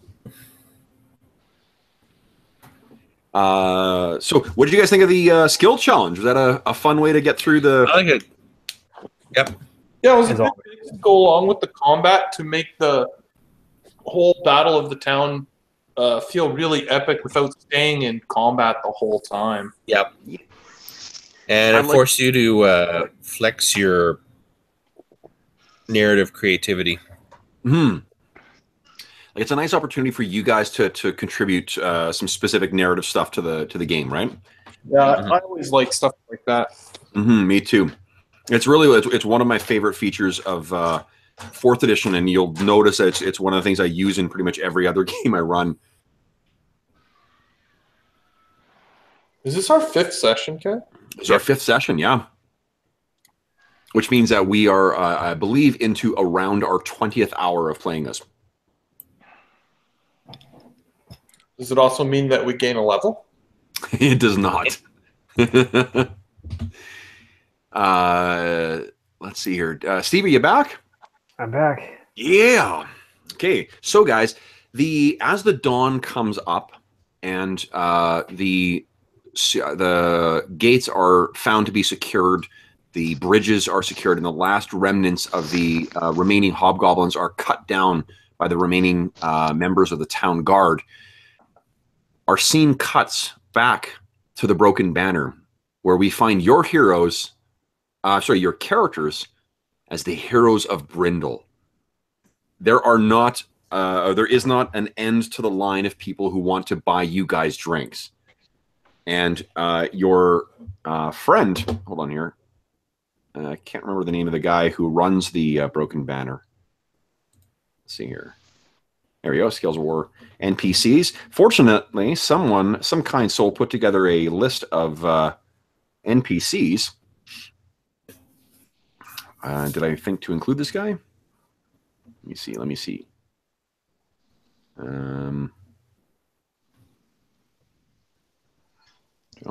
No, I didn't. Shit. So I got it written down in my notes. Just give me one sec here, guys.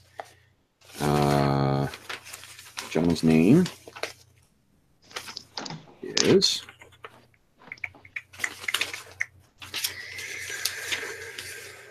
Oy.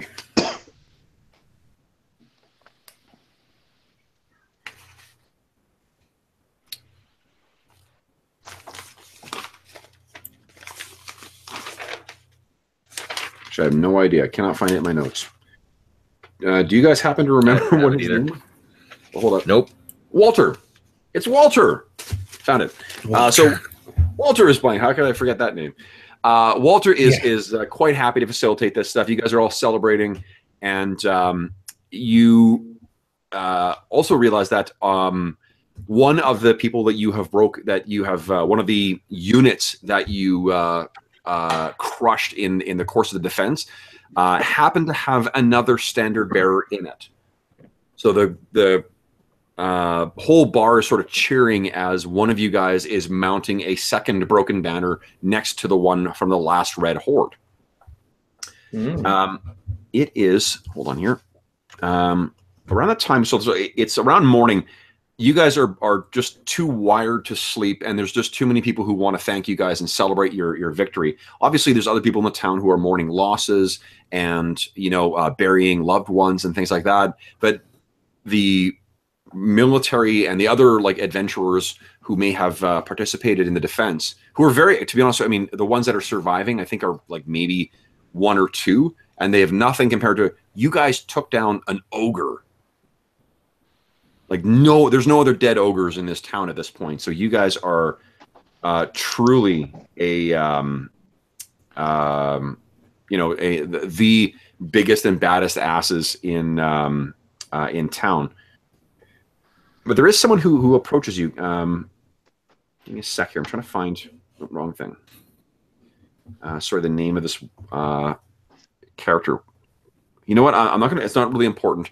What is important is it's a young woman whose name I'll give you afterwards.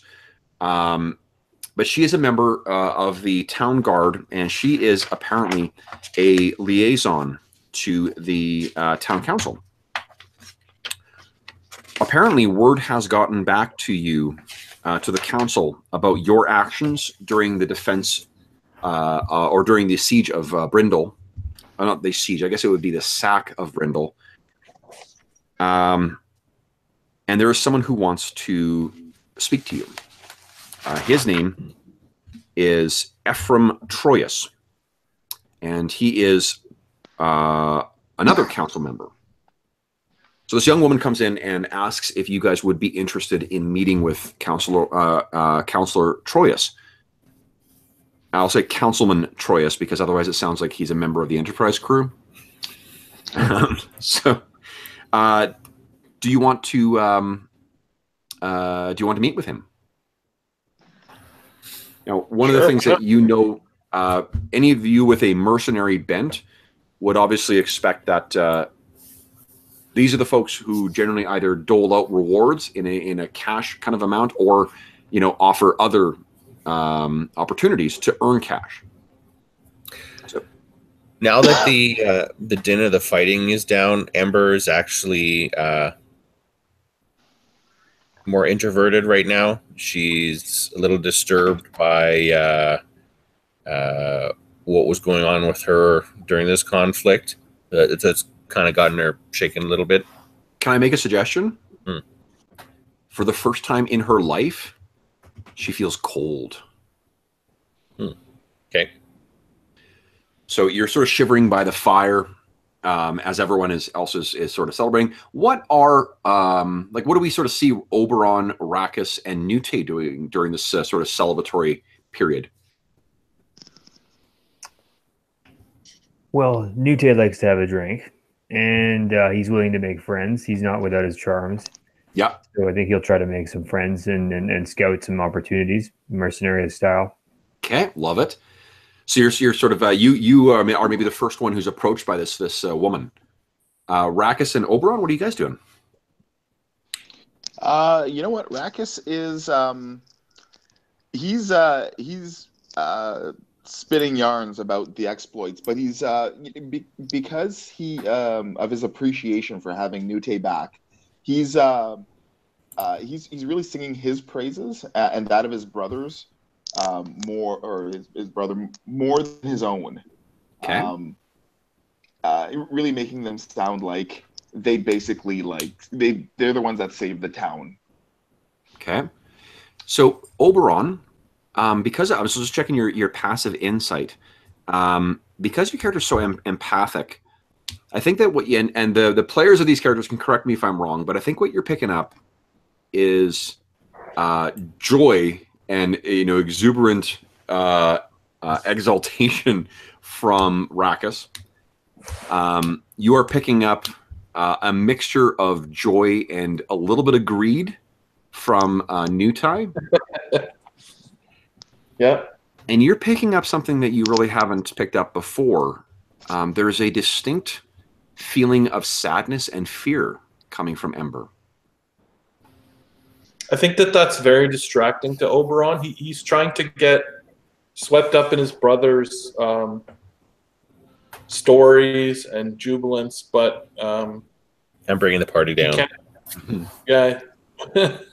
So you can sort of see it, in the sort of movie version of this. There's this loud raucous party going on in the town. You're looking back and forth, but then when you look over at Ember, sort of all the background noise fades away, and all you can see and sort of hear is the crackling of the fire that she's staring at. Do you turn back to the crowd and sort of embrace that sort of atmosphere, or do you try and deal with Ember? Am I correct, James, that this is probably the first time Ember's felt this way? Yep. Okay. I think that what happens is just the way that his whole empathic power works, the jubilation of the whole town is too high and it carries him back to the party. but he makes note of what's going on with Ember. Sure. And once things have quieted down, he plans to speak with her about it. Okay, cool. She might not be ready to talk about it yet anyway, so it's just as well. Right.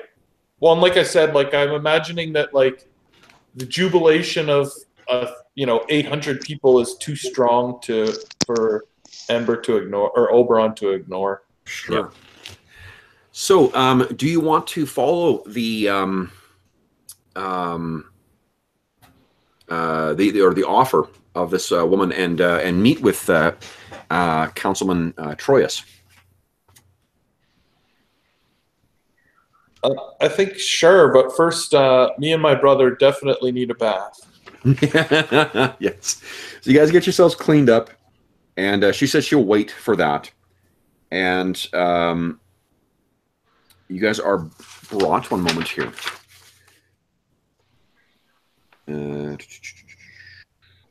So here's an interesting thing, is that yeah.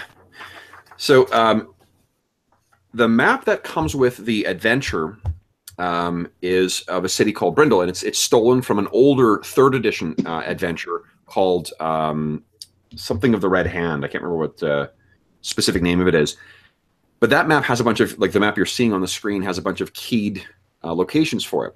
Mm-hmm. The adventure refers to the town hall, which doesn't exist in the map.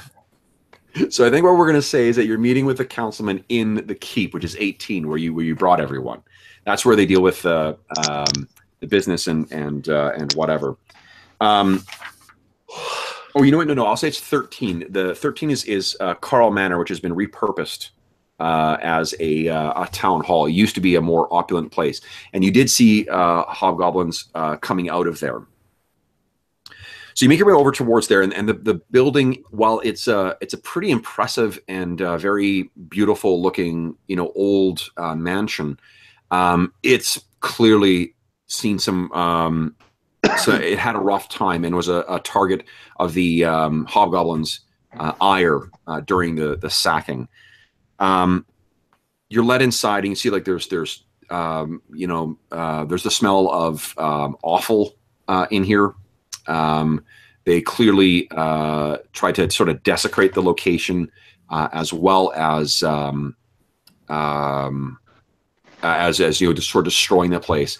You're led through into one room where there's a big long table. It's like a council chamber, and the table itself has been had blades taken to it, so you can see there's a lot of damage to the surface. There's a couple broken chairs in this corner where they've been sort of piled, or the remnants of them have been piled. And there's a man who is he's tall and he's thin. So he's not very tall, actually. He's probably about 5'8", and he's fairly thin, and he has a very gentle sort of pointing to his ears. He's clearly not an elf, but he's got elvish blood. He has a clean-shaven face, but it's clearly he's looking very pale, like he hasn't had a lot of sleep. But you recognize that look on the face of many people. He's still got some dirt and like smudging from being near the fires and the soot and stuff like that. And he's talking to someone who is in the uniform of the town watch. And as he looks over and sees you guys, you can see he's got these very, very dark eyes too. His hair is almost entirely gray, like a slate kind of dark gray color, with still some flecks of very dark hair underneath. He is, you would guess his age if he was human, as being in his about mid-30s. But any of you who have, well, I guess, Steve, you certainly know that this guy probably is a little bit older than that, given his his elvish blood would allow him to wear his years much lighter than what a human would. So this guy sort of finishes the conversation that he's having very quickly when he sees you guys, and without taking his eyes sort of off you, he says to the something to the guard that dismisses him, and then he says in a very sort of stern voice, "You are the mercenaries who defeated the ogre. We are. Please. My name is Councilman Troyes, and the woman who escorts you, he says, thank you, whatever her name is. That'll be all. And she walks out, lets you guys walk in, and then closes the doors. You can see that they've been the doors likewise have seen quite the beating. And Troyes asks if, have you eaten? Have you drank? Yes. Bacchus will answer with not enough. He looks at you like he's not terribly amused by that. And he says, there is water on the side and bread. And you can see there is. Someone's brought in some food if you want to help yourself to it. He then he waits for you to see if you're going to take any of the food. If you do take it, he'll just take it back to the table, and he asks you, sort of gestures for you to sit down. And then he takes a seat across from you guys. And he says, I am considering something. I've heard from Councilman Antonius's wife what you did for her. And I've heard the stories of what you did in the streets. Brindol has much to thank you for. And as Councilman, I wish to express that directly to you. Thank you. You saved many lives and lessened the wound that Brindol suffered last night. Now, I'm considering something, and I wanted to speak to you about it in person, in private. Now, I don't recognize any of you, and I take it that had you lived in our city, I would have recognized you. He sort of, looks over at the the kind of mismatch of misfits that are sitting at the table, and he says, "So, allow me to educate you as to how our city is run. Our city has no baron, no lord. It has a council of elected officials. I am one of those. I think of myself as a more dynamic thinker than many of the colleagues on my on the council. How many of you are aware of the history of the Vale and the threat that the Red Hand posed decades ago? A little. Do you know then that Brindol was the rock against which the Red Hand broke decades ago? It was heroes who defeated Azar Kul and sent the hordes who worshipped him fleeing back into the mountains that spawned them. As a result of that, you can imagine that our city and our forebears held those heroes in great esteem. In fact, honoring them in an impromptu shrine or museum, if you will. That shrine and museum was in town. So it was in our hall, in fact. Within there were treasures donated to the town, another gift from adventurers who had given everything to protect our town. Last night, the Red Hand took those treasures. In addition, there are a number of our townsfolk who are unaccounted for. We have searched and identified all the dead, and there are those who are missing. And I take from what Councilman Antonius's wife has said, they tried to take her as well.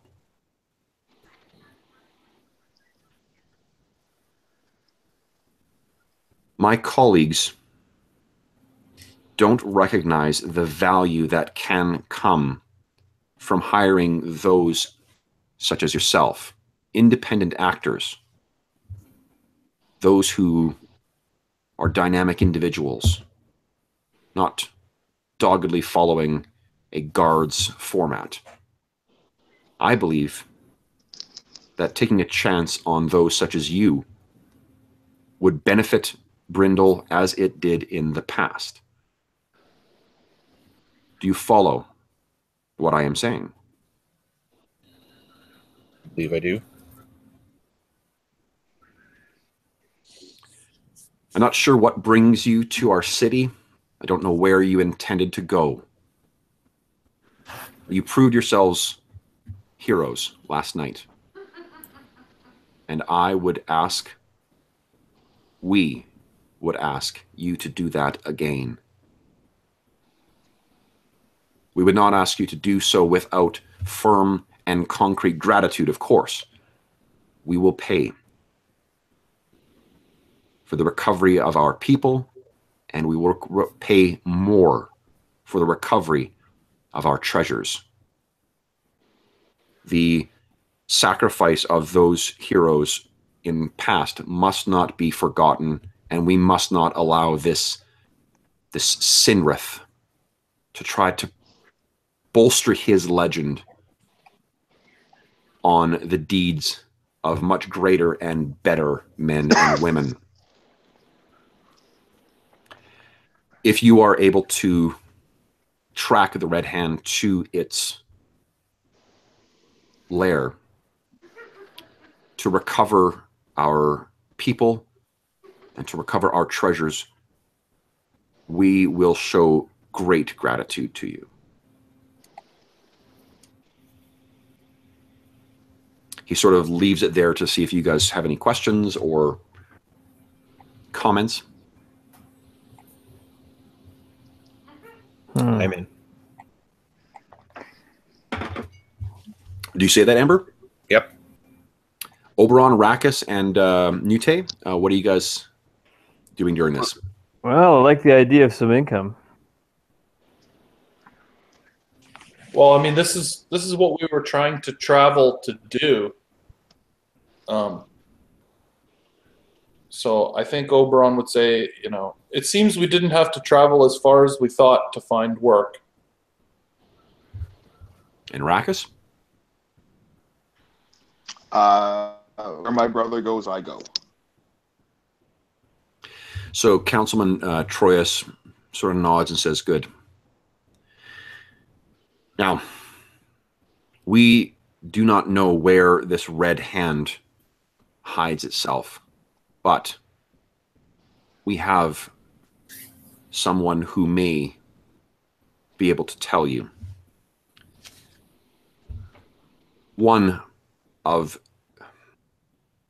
Only one, unfortunately, but one of the attackers was taken alive. And we have him in a nearby shop, abandoned. He is being held. Our intent is that he live to see trial. So the civilization that we bring, that we represent, is greater than their anarchy. He will be tried, he will be convicted, and he will hang. But this is what distinguishes us from them. You may speak to him. I trust that you have ways of obtaining information, but he is not to come to harm, and he's not to die. I trust that you can. Harm? He looks at you and he says, I trust anything that would involve you laying hand or blade on him would qualify as such. Well, I guess someone else is going to do the interrogating then. We will take care of it. Okay, so we'll sort of cut to that scene. Sounds like you guys are in for this. To tell you what monetary-wise is, I believe it's 400 gold pieces that he's going to offer you if you get both the treasures and the people back. Split kind of 200. So it's a pretty hefty sum. So we sort of cut to the scene of this hobgoblin, stripped of his armor. One of his eyes is sort of bruised, and swollen shut. And he's tied up to this this like pole in this empty, dusty, rubble-strewn small little shop. The windows have been, have like paper over them so that you can't see in. The door opens, and these 2 town guards lead you 4 in. And this guy looks up at you and sort of snarls. And the guard says to you, yeah, he'll make a lot of noise, but he doesn't have much, can't really do much at this point. The council says he's not to be harmed, so we'll stay in here, but... Well, and I think, he doesn't say that inside the room. He says this to you as you're leading up. Yeah. So, and then you guys step in. So what sort of approach do you want to do here, guys? How are you... And we don't have to do this like real time. Like you can have we're assuming you've talked about the strategy beforehand, before you came in, but what do you think? Legit, Rakus is not going to have a part in this because even seeing the prisoner is starting to is starting to raise a reaction in him. Yeah, we can't even use good cop, bad cop routine because it'd be good cop, bad cop, psychopath.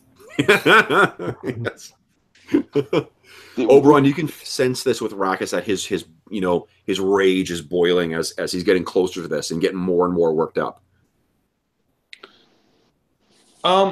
What kind of powers of over people's feelings do I have?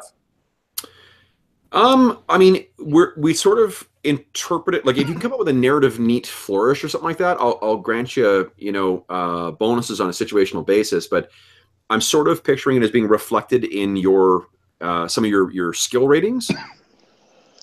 Right, basically, I guess the point is take my brother's rage and just sort of let him feel it, and use it to intimidate him and say, even these guards might not be able to stop him and what he's going to do to you if you don't tell us what we want to know. Yeah. Okay. No, I love that. So what I think is that you guys walk in and then you each sort of wordlessly take a position around here. And Rakus, it takes you a little bit of goading by your brother to finally get you in there. And you sort of, take a spot near the corner, your arms folded, and you can just feel there's a soft red glow coming from your tattoos. And as you sort of breathe in and breathe out, and you can imagine how loud that would be in this empty room too. Your tattoos sort of flare up and then go down, and flare up and go down. And Oberon, yeah, you're able to sort of tap into that, and as you do so, there's a slight red cast that comes over the irises in your eye as well. So you step forward, and what do you say? I tell him, the kind people of this village intend to give you a trial. My brother intends to do much more horrible things to you. Okay. Give me an intimidate, and you get +2 to it. Hey, Kev. Holy shit. Yeah, Dave, go ahead. Every time, Rakus isn't even looking at him, because every time he, steals a glance, he gets flashbacks of the fighting in the streets, and he can feel the bloodlust just start to well in him. So, okay. I mean, he's averting his eyes, but he can't help but look every now and then, and it's just it's this pulsating that just keeps growing and growing, and he's not quite sure. He's getting more distressed at it because he knows that it's getting near a tipping point that he's not going to be able to control. Yeah. So there's a moment when you say that to Oberon, you say that to the hobgoblin, and he sort of looks at you, and then he looks over at Rackus, and Rackus just he sort of like jerks forward, almost in like a spasm, and he grips his hands around this chair. And as he's gripping, you can see the wood is like cracking and beginning to almost fracture. All his muscles are taut up his shoulder, and he's just forcing himself to look down. Nute and Ember, what would you guys like to do? I like to step out of the room. And actually, no. I'm going to stay in the room, and I'm going to just figure out how I want to word this. I want to cast comprehend languages. Okay. Just in case he says something, curses or whatever in Hobgoblin. We have heard the language in the last 24 hours, so yeah. Be able to work it. Yeah. What's the duration of comprehend languages? 24 hours. Oh, wicked. Okay, so you kind of cast that on the way in. Okay. Yeah, like you can have done that already. So because you would have prepared with these kind of scenes like this too. I'm fine with adding in like flashback kind of stuff because it's assumed that you guys are competent, smart adventurers who would have had a lot more time than the like 10 minutes we're spending on this, to prepare. So we can just add shit in like that through flashback. I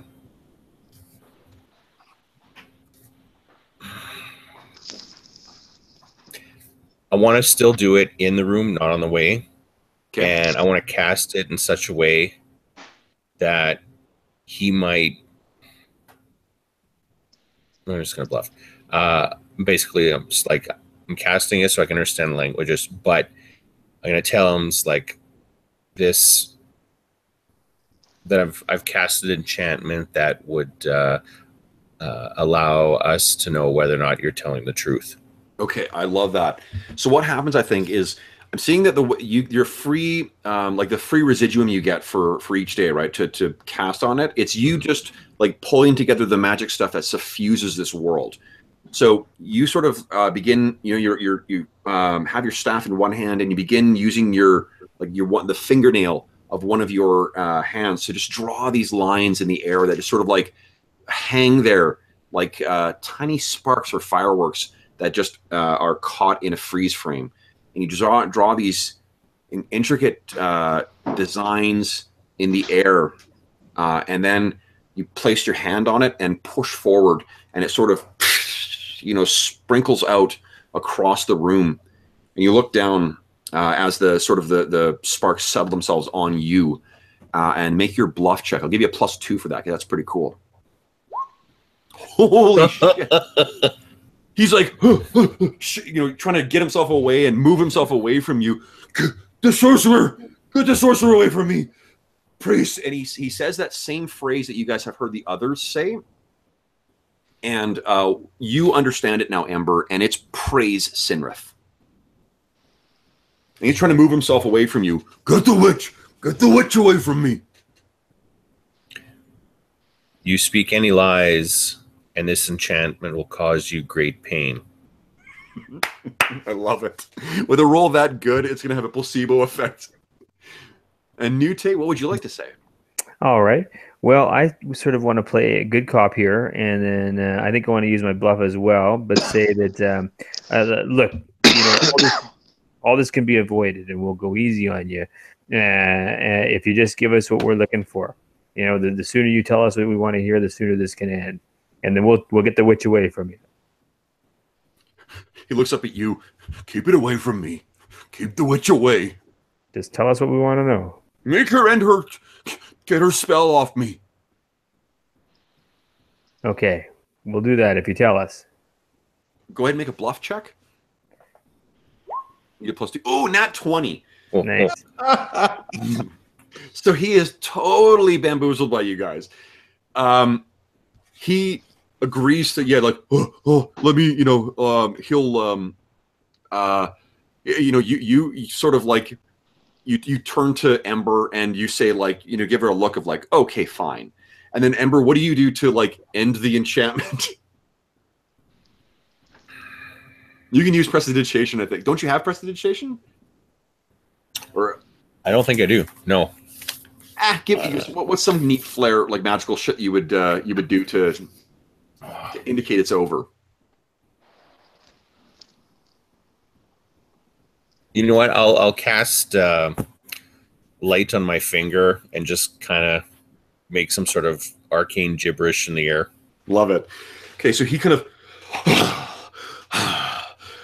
like feels like as if something has come off of him now. He says, first off, his name is Morik. And what Morik tells you is that Sinrith and his horde are holed up in the catacombs beneath the ruins of Rivenroar. You guys may recall the name Rivenroar. And the reason you may remember that, let me get my notes. Do you remember hearing a story about when you were in Talar? Remember seeing those wood carvings on the walls that were giving you the story of the fall of Restalor, the Kingdom of Rest? Mm-hmm. 200 years ago, the last human kingdom, it was destroyed by a combination of natural plagues and a goblin horde. Do you remember me telling you about Lord Simon Villicus, the betrayer of Restalor, the one who allied himself and whose family was said to be allied with necromancers? His home was in the cold, mountainous keep of Rivenroar. What Morik tells you is that Sinrith has put together a goblin horde that is numberless, and he has found allies in the deathless Lord Simon Villicus. And that is where he has found protection. The might of the traders of Restalor, the traders of Restalor and the newfound Red Hand will crush all of those in the Elsir Vale beneath his iron boot. And the betrayer of Restalor will raise them to bolster the Red Hand's ranks. You will die if you go to Rivenroar.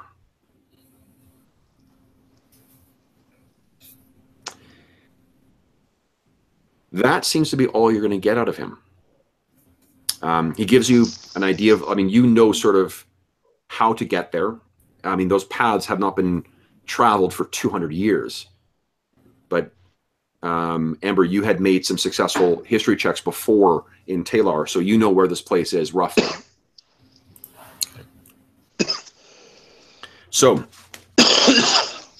before Oberon waits for everyone else to leave, and then he looks down at the hobgoblin and he says, "I will be sure to tell the council of your cooperation. Maybe they will take pity on you and offer you a final meal before they hang you in the streets."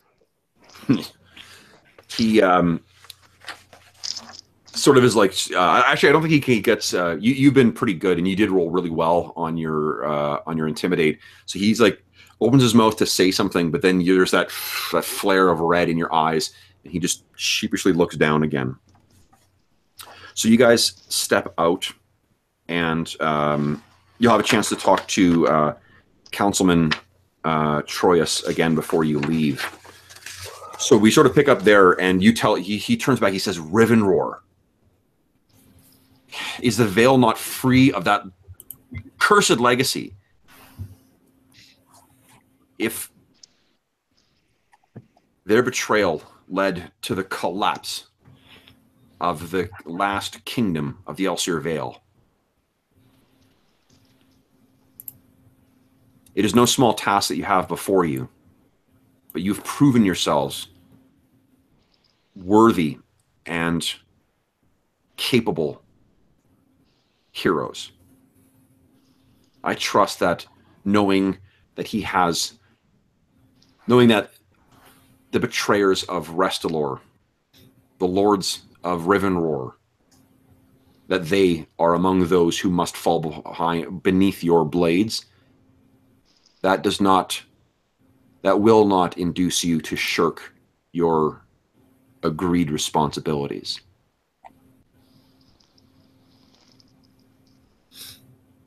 He's asking you basically, are you going to do it still?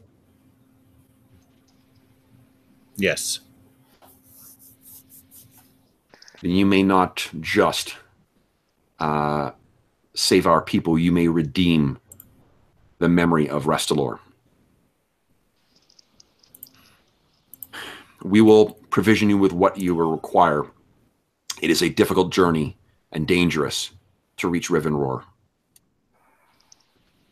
If there's anything further we can offer, you need only ask. If not, then I wish you good rest and safe travel. The hopes of the town are upon you. The trail will go cold soon, and we know not what they intend with their captives.